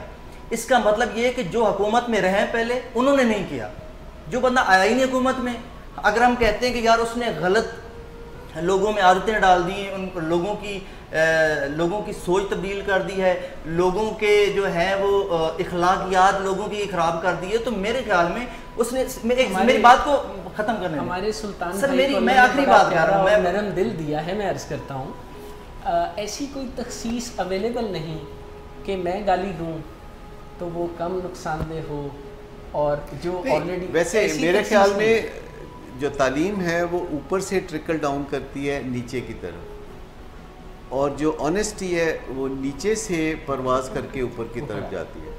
کیونکہ یہ نیچے ہی ہے کوئی آج جو کہ آنیسٹ ہوگا اور اوپر جائے گا تو آنیسٹی پروان چڑھے گی, اور جو ڈس آنیسٹ ہوگا تو اوپر جائے گا تو ڈس آنیسٹی پرواز. دیکھیے جب اللہ ہمیں توانائی دیتا ہے یا تعلیم دیتا ہے یا حسن دیتا ہے یا عزت دیتا ہے یا شہرت دیتا ہے, تو جو کچھ ہم ہوتے ہیں پہلے وہی بڑھ کے نظر آنے لگتا ہے. یعنی کسی بندے کے لارجر دین لائف سائز ہونے کے بعد وہ وہی کچھ زیادہ ہو جاتا ہے جو کہ پہلے وہ تھوڑا ہوتا ہے اور نظر نہیں آتا. سو کویشچن ویلڈ ہے جس کو اوائڈ نہیں کرنا چاہیے کہ اس سے زیادہ آسان کام تو کوئی نہیں ہے نا, کہ ایک بندہ جو ہے جو لائم لائٹ میں ہے, جس کے لیے لوگ جو ہیں بہت ایمبیشن رکھتے ہیں, بہت توقعات لگا بیٹھے ہیں, جو اس کے طرف دیکھتے ہیں, تو اس کا بھی تو کوئی فرض بنتا ہے نا کہ وہ لوگوں کو ایک دفعہ تو کہہ دے کہ یہ سب کچھ جو ہے یہ غلط ہے, ایک دفعہ تو. سر یہ جو ڈسکشن چل رہی ہے تقریباً اپنے اختتام کو پہنچ رہی ہے, آپ اپنی بات کر لیجئے تاکہ پھر ہم سر یہ جو آپ نے جس سوچ کی طرف اشارہ کیا ہے نا, غالباً اس کا بھی ہمیں بار بار اسی سوچ سے جھٹکے لگتے رہے ہیں. ہمیں ہر کچھ عرصے کے بعد یہ لگتا ہے کہ کوئی ریولوشنری یا زبردست رہنما یا نائٹ ان دا شائننگ آرمر آ گیا ہے, آنے والا ہے. وہ ہمارے سارے دکھوں کو, تکلیفوں کو, مسئلوں کو, پریشانیوں کو, غربت کو, بیماری کو, ہسپتالوں کے ٹھیک نہ چلنے کو, ٹریفک پولیس کے چالان کرنے کو ٹھیک کر کے رکھ دے گا. ہم اس کی طرف بھاگتے ہیں. اتنی دیر میں جب وہ عملی طور پر وہ کام کرنے لگتا ہے تو کاموں کی مشکل کا اندازہ ہونے لگتا ہے. یاد رکھیے جب کوئی فریش مین یونیورسٹی سے نکل کے نوکری کے لیے آتا ہے نا, تو اس کی موٹیویشن اتنی زیادہ ہوتی ہے کہ اگر میں اس کا انٹرویو لوں اور کہوں نا کہ یار یہ کوئی ٹیبل پر ڈسٹ پڑی نظر آ رہی ہے, تو موٹیویشن اتنی زیادہ ہوگی کہ وہ 3 ٹیشو نکال کے ٹیبل کو صاف کر دے گا اور برا نہیں مانے گا. جو ہی عملی طور پر اس کی ملازمت سٹارٹ ہوگی نا, 6 مہینے کے بعد عملی مشکلات سے اس کی موٹیویشن نیچے آ جائے گی. پھر وہ یہاں وہاں ادھر ادھر ساری چیزوں میں اسے جو ہے وہ کمیاں کمزوریاں نظر آنی شروع ہو جائیں گی. ہمارا حال کبھی کبھار ان لوگوں جیسا بھی ہوتا ہے جو کسی بڑی سی 2 لائنز میں ہوتے ہیں اور کوئی بل جمع کروا رہے ہوتے ہیں یا کوئی فارم خرید رہے ہوتے ہیں. ان میں سے جو میرے جیسے سادہ لوگ ہوتے ہیں انہیں لگتا ہے کہ میری لائن ٹھیک نہیں چل رہی. یہ جو ساتھ والی لائن ہے نا, یہ بہت تیزی سے اس میں لوگ آگے بڑھ رہے ہیں. وہ اپنی لائن چھوڑ کے دوسری لائن میں آ جاتا ہے. یہاں پر آ کے اسے اندازہ ہوتا ہے کہ نہیں وہ جو پچھلی لائن تھی وہی ٹھیک تھی, وہیں پر چلتے ہیں, وہ واپس آ جائے. ایسا کرتے کرتے وہ جتنی دیر میں اس کا کام ہونا تھا اس سے بھی دیر میں ہوتا ہے. اور یہی تماشا آج کل ہم سڑکوں پہ بھی دیکھتے ہیں. لوگ لینز کو بدلتے ہیں اس آس میں کہ ایسا تماشے کرتے کرتے وہ جلدی منزل پہ پہنچ جائیں گے. ایسے نہیں ہوتا. اور لوگ ریولوشنز کے بارے میں بھی بات کرتے ہیں. مجھے حال ہی میں فرینچ ریولوشن کے بارے میں بھی کچھ پڑھنے کا موقع ملا تھوڑا سا. میں لوگوں کو ٹی وی پر گھروں میں اپنے دوستوں کو, اپنے بہنوں بھائیوں کو بات کرتے دیکھتا ہوں. میں حیران ہوتا ہوں فرینچ ریولوشن کتنی بدنما اور کتنی خطرناک چیز ہے جس میں لاتعداد لوگوں کے ہاتھ کاٹے گئے. گلوٹنی یعنی کلائی سے کسی کا ہاتھ کاٹ دینا, لوگ اس کی مثالیں دیتے ہیں. یہ تو سسٹم ایوالو کرتے کرتے ہی ایوالو ہوتے ہیں, چلتے چلتے ہی چلتے ہیں. اصل میں بات جو ہمیں سمجھنے کی ضرورت ہے, ہمیں اپنی ذات پہ توجہ دینے کی ضرورت ہے کہ اس کو ہم تھوڑا سا بہتر بنا دیں. میں اپنے ڈرائیور صاحب کے ساتھ گاڑی میں چلتا ہوں تو وہ اکثر کہا کرتے تھے ٹریفک بڑی ہے, ٹریفک. اور ڈرائیونگ ان کا پروفیشنل جاب ہے اور ان کو ٹریفک بری لگتی تھی. تو ایک دن وہ کہتے ہیں ٹریفک بڑھیا ہے. میں نے کہا gentleman you are the traffic. اور کون ہے یہاں پہ ٹریفک ہم ہیں. ہم نے سڑک کو گھیرا ہوا ہے. تو یہ جو ہم کہتے ہیں نا کرپشن بڑھی ہے, یہ فلانی چیز بڑھی ہے, فلانی چیز بہت ہے. تو میں آپ کو بتاؤں کہ اگر ہم نلکے کو کھول کے رکھتے ہیں اور پانی ضائع کرتے ہیں تو یہ بھی تو کرپشن ہے. جو ہم پلیٹوں میں کھانا بہت زیادہ بھر لیتے ہیں اور کھا لیتے ہیں تو تب بھی بری بات, نہیں کھاتے تو اور بری بات. تو یہ بھی کرپشن ہے. جو ہم گھر میں بجلی کا ضیاع کرتے ہیں اور جب بزرگ منع کرتے ہیں تو ہم ان سے غصہ کر کے دکھاتے ہیں, تو یہ بھی ایک کرپشن ہے. یہ کرپشن کے جو اجزائے ترکیب بھی ہیں, یہ کرپشن کے دھاگے ہیں جس سے یہ فیبرک بنتا ہے. تو یہ ایک بڑی خفیہ سی چیز ہوتی ہے جسے ہم کرپشن کہتے ہیں. اس کو صرف دیکھنے کے لیے ہمیں ادھر ادھر جانے کی ضرورت نہیں ہے, ہمیں صرف دلوں میں جھانکنے کی ضرورت ہے. اور اگر ہم کمپیٹنس دیکھنا چاہتے ہیں تو ہمیں چاروں طرف دیکھنے کی ضرورت ہے کہ کمپیٹنس کہاں ہے, اور نیوزی لینڈ میں کیوں اتنی ایمانداری ہے, اور یہ مڈل ایسٹ میں کیوں اتنا امن و امان ہے, اور امریکہ میں کیوں اتنی انوویشنز ہوتی ہیں اور ایجادات ہوتی ہیں, اور برطانیہ جو ہے وہ ڈیموکریسی کا اعلیٰ نمونہ آخر کیوں ہے, اور یہ جو چائنا ہے یہ جو اس کی اکانومی اتنی بوم کر رہی ہے تو یہ کیوں کر رہی ہے. تو جب ہم نے کمپیٹنس دیکھنی ہو تو ہمیں چاروں طرف دیکھنے کی ضرورت ہے, اور جب ہم نے کرپشن دیکھنی ہو تو وہ تو کہتے ہیں دل کے آئینے میں ہے تصویر یار, ذرا گردن جھکائی دیکھ لی. ڈاکٹر صاحب نے جیسے شروع میں 2 باتیں کی تھیں کہ ایک تو کرپشن جو ہر اداروں میں ریڈی والے سے لے کے اوپر تک کرپشن ہے, اور دوسرا ساتھ انہوں نے کہا تھا کہ مرضی جب ووٹ ڈالنے جائیں تو یہ دیکھیں کہ سب سے پہلے تو ووٹ ڈالنا ہے, اس کے بعد یہ دیکھیں کہ کون اس قابل ہے کہ جس کو ووٹ دیا جائے. میں سمجھتا ہوں کہ میں ڈاکٹر صاحب کی بات مجھے بڑی پسند آئی ہے. یہ ادارہ جو ہے, ادارے کو مضبوط جب ہم کریں گے, جو بھی حکومت میں آئے گا, اداروں کا مضبوط ہونا ضروری ہے سب سے پہلے. جب ادارے مضبوط ہوتے ہیں کسی بھی جگہ پہ تو پھر آپ کا ملک چلانا آسان ہوتا ہے. اسی لیے ہر بندہ کہتا ہے کہ پاکستان میں حکومت کرنا آسان نہیں ہے. کیوں کہتا ہے؟ اسی لیے کہ یہاں پہ ادارے کمزور ہیں. ادارے کمزور ہیں تو وہاں پہ کرپشن بھی ہوتی ہے. ایک حکومت میں آتا ہے, اس کو 2 سال بعد نکال بھی دیا جاتا ہے. اس کی وجہ یہ ہوتی ہے کہ وہ ادارے کمزور ہوتے ہیں, مشکل آ رہی ہوتی ہے تو وہ ادھر ادھر کے بولڈ فیصلے لینا چاہتا ہے, جو کہیں کہیں لگتا ہے کہ یار یہ فیصلہ اس نے لے لیا تو ملک کے لیے نقصان ہوگا, تو اس کو حکومت نہیں کرنے دی جاتی. تو اس کا لب لباب ڈاکٹر صاحب کیا یہی ہے کہ ہم پہلے اپنے اداروں, پہلے اپنے رویوں پہ, جہاں پہ میں ہوں, اگر میں سلطان اپنے رویوں کو بہتر کروں گا پھر میں معاشرے میں کا ایک حصہ ہوں اور معاشرے میں بہتری آ سکتی ہے. اور اگر کسی بھی جگہ پہ جیسے ولنگ ویز ہے, یہاں پہ بھی اگر میں اپنے رویے پہ بہتری کا کام کروں گا تو آٹومیٹکلی ولنگ ویز میں بہتری آئے گی. جب ولنگ ویز میں بہتری آئے گی تو آگے نظام میں بہتری آئے گی. تو میں سمجھتا ہوں کہ لیڈر کا کام ہوتا ہے. اگر آپ کے پاس لیڈرشپ کی کمی ہے تو کبھی آپ کے ادارے مضبوط نہیں ہو سکتے.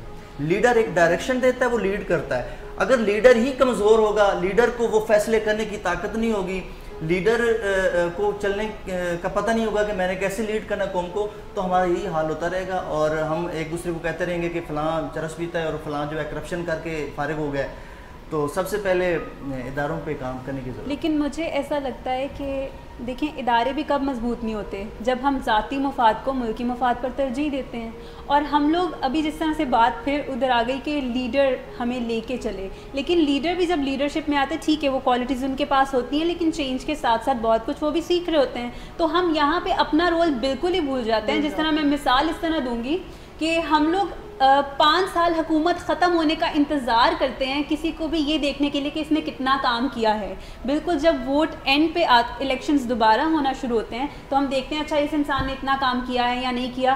پہلے ہی سال میں آپ یا اس کے بعد کیوں نہیں دیکھتے کہ جس کو آپ نے چنا ہے وہ اپنے چناؤ پر کتنا پورا اتر رہا ہے. یہ چیزیں آپ اس وقت کیوں نہیں دیکھتے؟ 5 سال کی یہ ہوتا ہے نا, تو آپ نے اس کی کارکردگی کا جائزہ لینا ہوتا ہے اگلے الیکشن میں. لیکن میں ایک تھوڑی سی اور عرض کروں گا کہ یہ جو لوگ ہم ووٹ دے کر چنتے ہیں یہ لیڈر نہیں ہوتے, لیڈر دستے نگر نہیں ہوتے آپ کے ووٹوں کے. یہ جو ہم ووٹ دے کے چنتے ہیں یہ ترجمان ہوتے ہیں ہمارے, یہ ہماری نمائندگی کرتے ہیں سرکار کے اندر جا کے کہ کیا ہمارے حقوق کا خیال رکھا جا رہا ہے. یہ ہماری نمائندگی کرتے ہیں. جو لیڈر ہوتے ہیں وہ دروازوں پہ دستک دے کے ووٹ نہیں مانگا کرتے, وہ لوگوں کے دلوں پہ دستک دے کے دلوں کو بدلتے ہیں, اور وہ ووٹوں کے محتاج نہیں ہوتے اور وہ عہدوں کے محتاج نہیں ہوتے, اور وہ اپنے آپ کو ایک انسپریشن بناتے ہیں. وہ چراغ کی طرح جلتے ہیں جن کی روشنی نہ صرف دوسروں تک پہنچتی ہے, جن کی جلو بھی دوسروں تک پہنچتی ہے, دوسرے چراغ بھی جلتے ہیں. تو یہ جو خام خواہ ہر ایک کو ہم کہتے ہیں یہ رہنما, یہ لیڈر, اور یہ مرکزی رہنما, اور یہ صوبائی رہنما, تو یہ ایسے ہی شبہ ہے. مطلب یہ کوئی بات نہیں ہے. یہ نمائندے ہیں جنہیں ہم نے چننا ہے یہ ہماری نمائندگی کریں گے، جیسے ہم ہوں گے تقریباً ویسے ہی ہم نمائندے چنیں گے، اور اس میں کوئی شکوے کی بات نہیں، کیونکہ جب ہم کسی کو ووٹ دیتے ہیں تو کہیں نہ کہیں آئیڈینٹیفائی کرتے ہیں، اس کے ساتھ شناخت کرتے ہیں تو ووٹ دیتے ہیں، چاہے ہم اس کی طاقت کے ساتھ شناخت کرتے ہیں، چاہے ہم اس کی تعلیم کے ساتھ شناخت کرتے ہیں، چاہے کرزما کے ساتھ کرتے ہیں، کہیں نہ کہیں ہم اس ایک ڈوری میں پروئے جاتے ہیں، اس کے ساتھ تو ہم ووٹ دینے جاتے ہیں۔ جب ہم کسی جلسے میں جا کے سامنے بیٹھتے ہیں گھنٹوں، تو کہیں نہ کہیں ہم پرستار ہوتے ہیں اور چاہنے والے ہوتے ہیں اس کے، تو جا کے ہم وہاں بیٹھتے ہیں۔ لیکن اتنی بڑی آئی ایم سوری سر، اتنی بڑی رسپانسبلٹی جیسے ایز اے ووٹر ہے ہماری، تو ہمیں بہت ایجوکیٹ ہونے کی ضرورت ہے کہ ہمیں یہ ضرور پتہ ہونا چاہیے کہ کن سٹینڈرڈس کے کو دیکھ کر ہم کسی کو ووٹ دے رہے ہیں۔ ایگزیکٹلی، اور اس کے اوپر یہ کہ اکثر ہم لوگ انالائز بھی کر لیں تو ہمیں لگتا ہے کہ الیکشن ڈے تو چھٹی کا دن ہے، تو ہم لوگ اپنے اس فرض کو پورا کرنے کے لیے ہی قدم نہیں بڑھاتے جہاں سے ہماری پہلی نیگلیجنس شروع ہوتی ہے۔ تو یہ چیز اور سب سے بڑا جذبہ اس دن یہ ہوتا ہے ہر الیکشن والے دن کہ شاید ہمارے اچھے دن آ رہے ہیں، اور اس امید کے ساتھ ہماری آنکھوں میں ستارے چمکتے ہیں۔ سر آج کے پروگرام کے لیے آپ سب کا بہت بہت شکریہ، thank you very much for your very candid input, بہت ہی اچھے طریقے سے آپ نے بات کی۔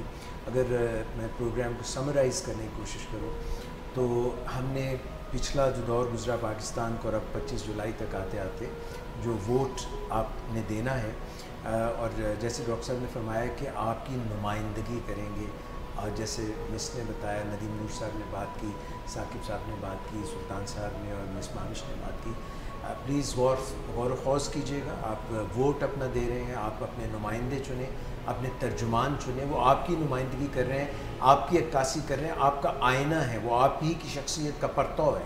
ذرا اس پہ غور کیجیے گا کہ آپ جس کو بھی ووٹ دے رہے ہیں، جس کو بھی آپ ترجمان ہی صحیح، لیڈر نہ صحیح، ترجمان سمجھ رہے ہیں، اگر جو ہے وہ کرپشن کے میدان میں اگر کوئی پرابلم ہے، اگر پاکستان کو آگے لے جانے میں کوئی پرابلم ہے، اگر جو ہے ان کا ذاتی زندگی جو ہے وہ جو ہے دہک رہی ہے، اس میں کچھ پرابلمز ہیں، اور جہاں تک بات کی ہم نے، کیونکہ ہم ایک ولنگ ویز ری ہیب کا ادارہ ہے، تو اس اینگل سے ہم نے بات کی کہ اگر کوئی سبسٹنس ابیوز کا پرابلم ہے یا شراب کا پرابلم جو ماضی میں رہا بھی، جو لوگ اس ہیلم آف افیئرس پہ تھے، ہمارے لیڈرز تھے، تو اس کو کوئی آگے بڑھ کے بھی بتا سکتا ہے۔ بلکہ میں تو یہاں پہ بھی کہوں گا کہ جن لوگوں پہ الزام نہیں بھی ہے ایسی چیز کا، سبسٹنس ابیوز کا، ان کو بھی آگے جانا چاہیے۔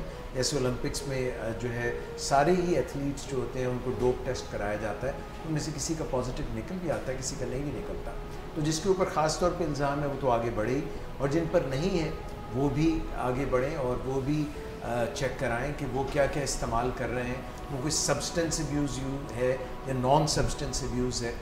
تو قوم کا جو ایک مستقبل ہے، جیسے ڈاکٹر صاحب نے فرمایا کہ ستاروں، آنکھوں میں ستارے لیے ہم وہاں پہ اپنا ووٹ ڈالتے ہیں، اور اگر آپ کو لگتا ہے کہ کوئی بھی اس کا اہل ہی نہیں ہے، کوئی بھی ان معیارات پر پورا نہیں اترتا، جن معیارات کو جو سپنے آنکھوں میں سجائے آپ آگے بڑھ رہے ہیں، تو ایک دفعہ پھر سے اس پہ غور خوض کیجئے کہ آپ کے حلقے میں یا ملک کی سطح پر کہاں پہ پاکستان کا مستقبل آپ کے ووٹ سے جڑا ہے یا نہیں جڑا ہے۔ اپنا بہت خیال رکھیے۔ ایک چھوٹی سی کاوش تھی، اس میں کسی کی بیشنگ مقصد نہیں تھا، سب نے اپنے اپنے یوتھ ہیں، ڈاکٹر صاحب کا تجربہ ہے، ایوری بڈی کنٹریبیوٹڈ۔ میں بھی یوتھ ہوں۔ ڈاکٹر صاحب نے جو ہے وہ اپنے یوتھفل ایکسپیرینس سے آپ کو بتایا کہ کس طرح سے آپ آگے فیصلے کر سکتے ہیں۔ اللہ پاکستان کا حامی و ناصر ہو، اللہ پاکستان کا نگہبان ہو، اللہ تمام پاکستانیوں کی رہنمائی فرمائے، اور ہم وہ ہڈن پوٹینشیل جو ہماری قوم میں ہے اس کو حاصل کر سکیں۔ اپنا بہت خیال رکھیے گا۔ Vote well and be always voting for the Pakistan, not for polarization۔ یہ لوگ آتے ہیں چلے جاتے ہیں، مگر پاکستان اللہ کرے ہمیشہ رہے۔ اللہ حافظ۔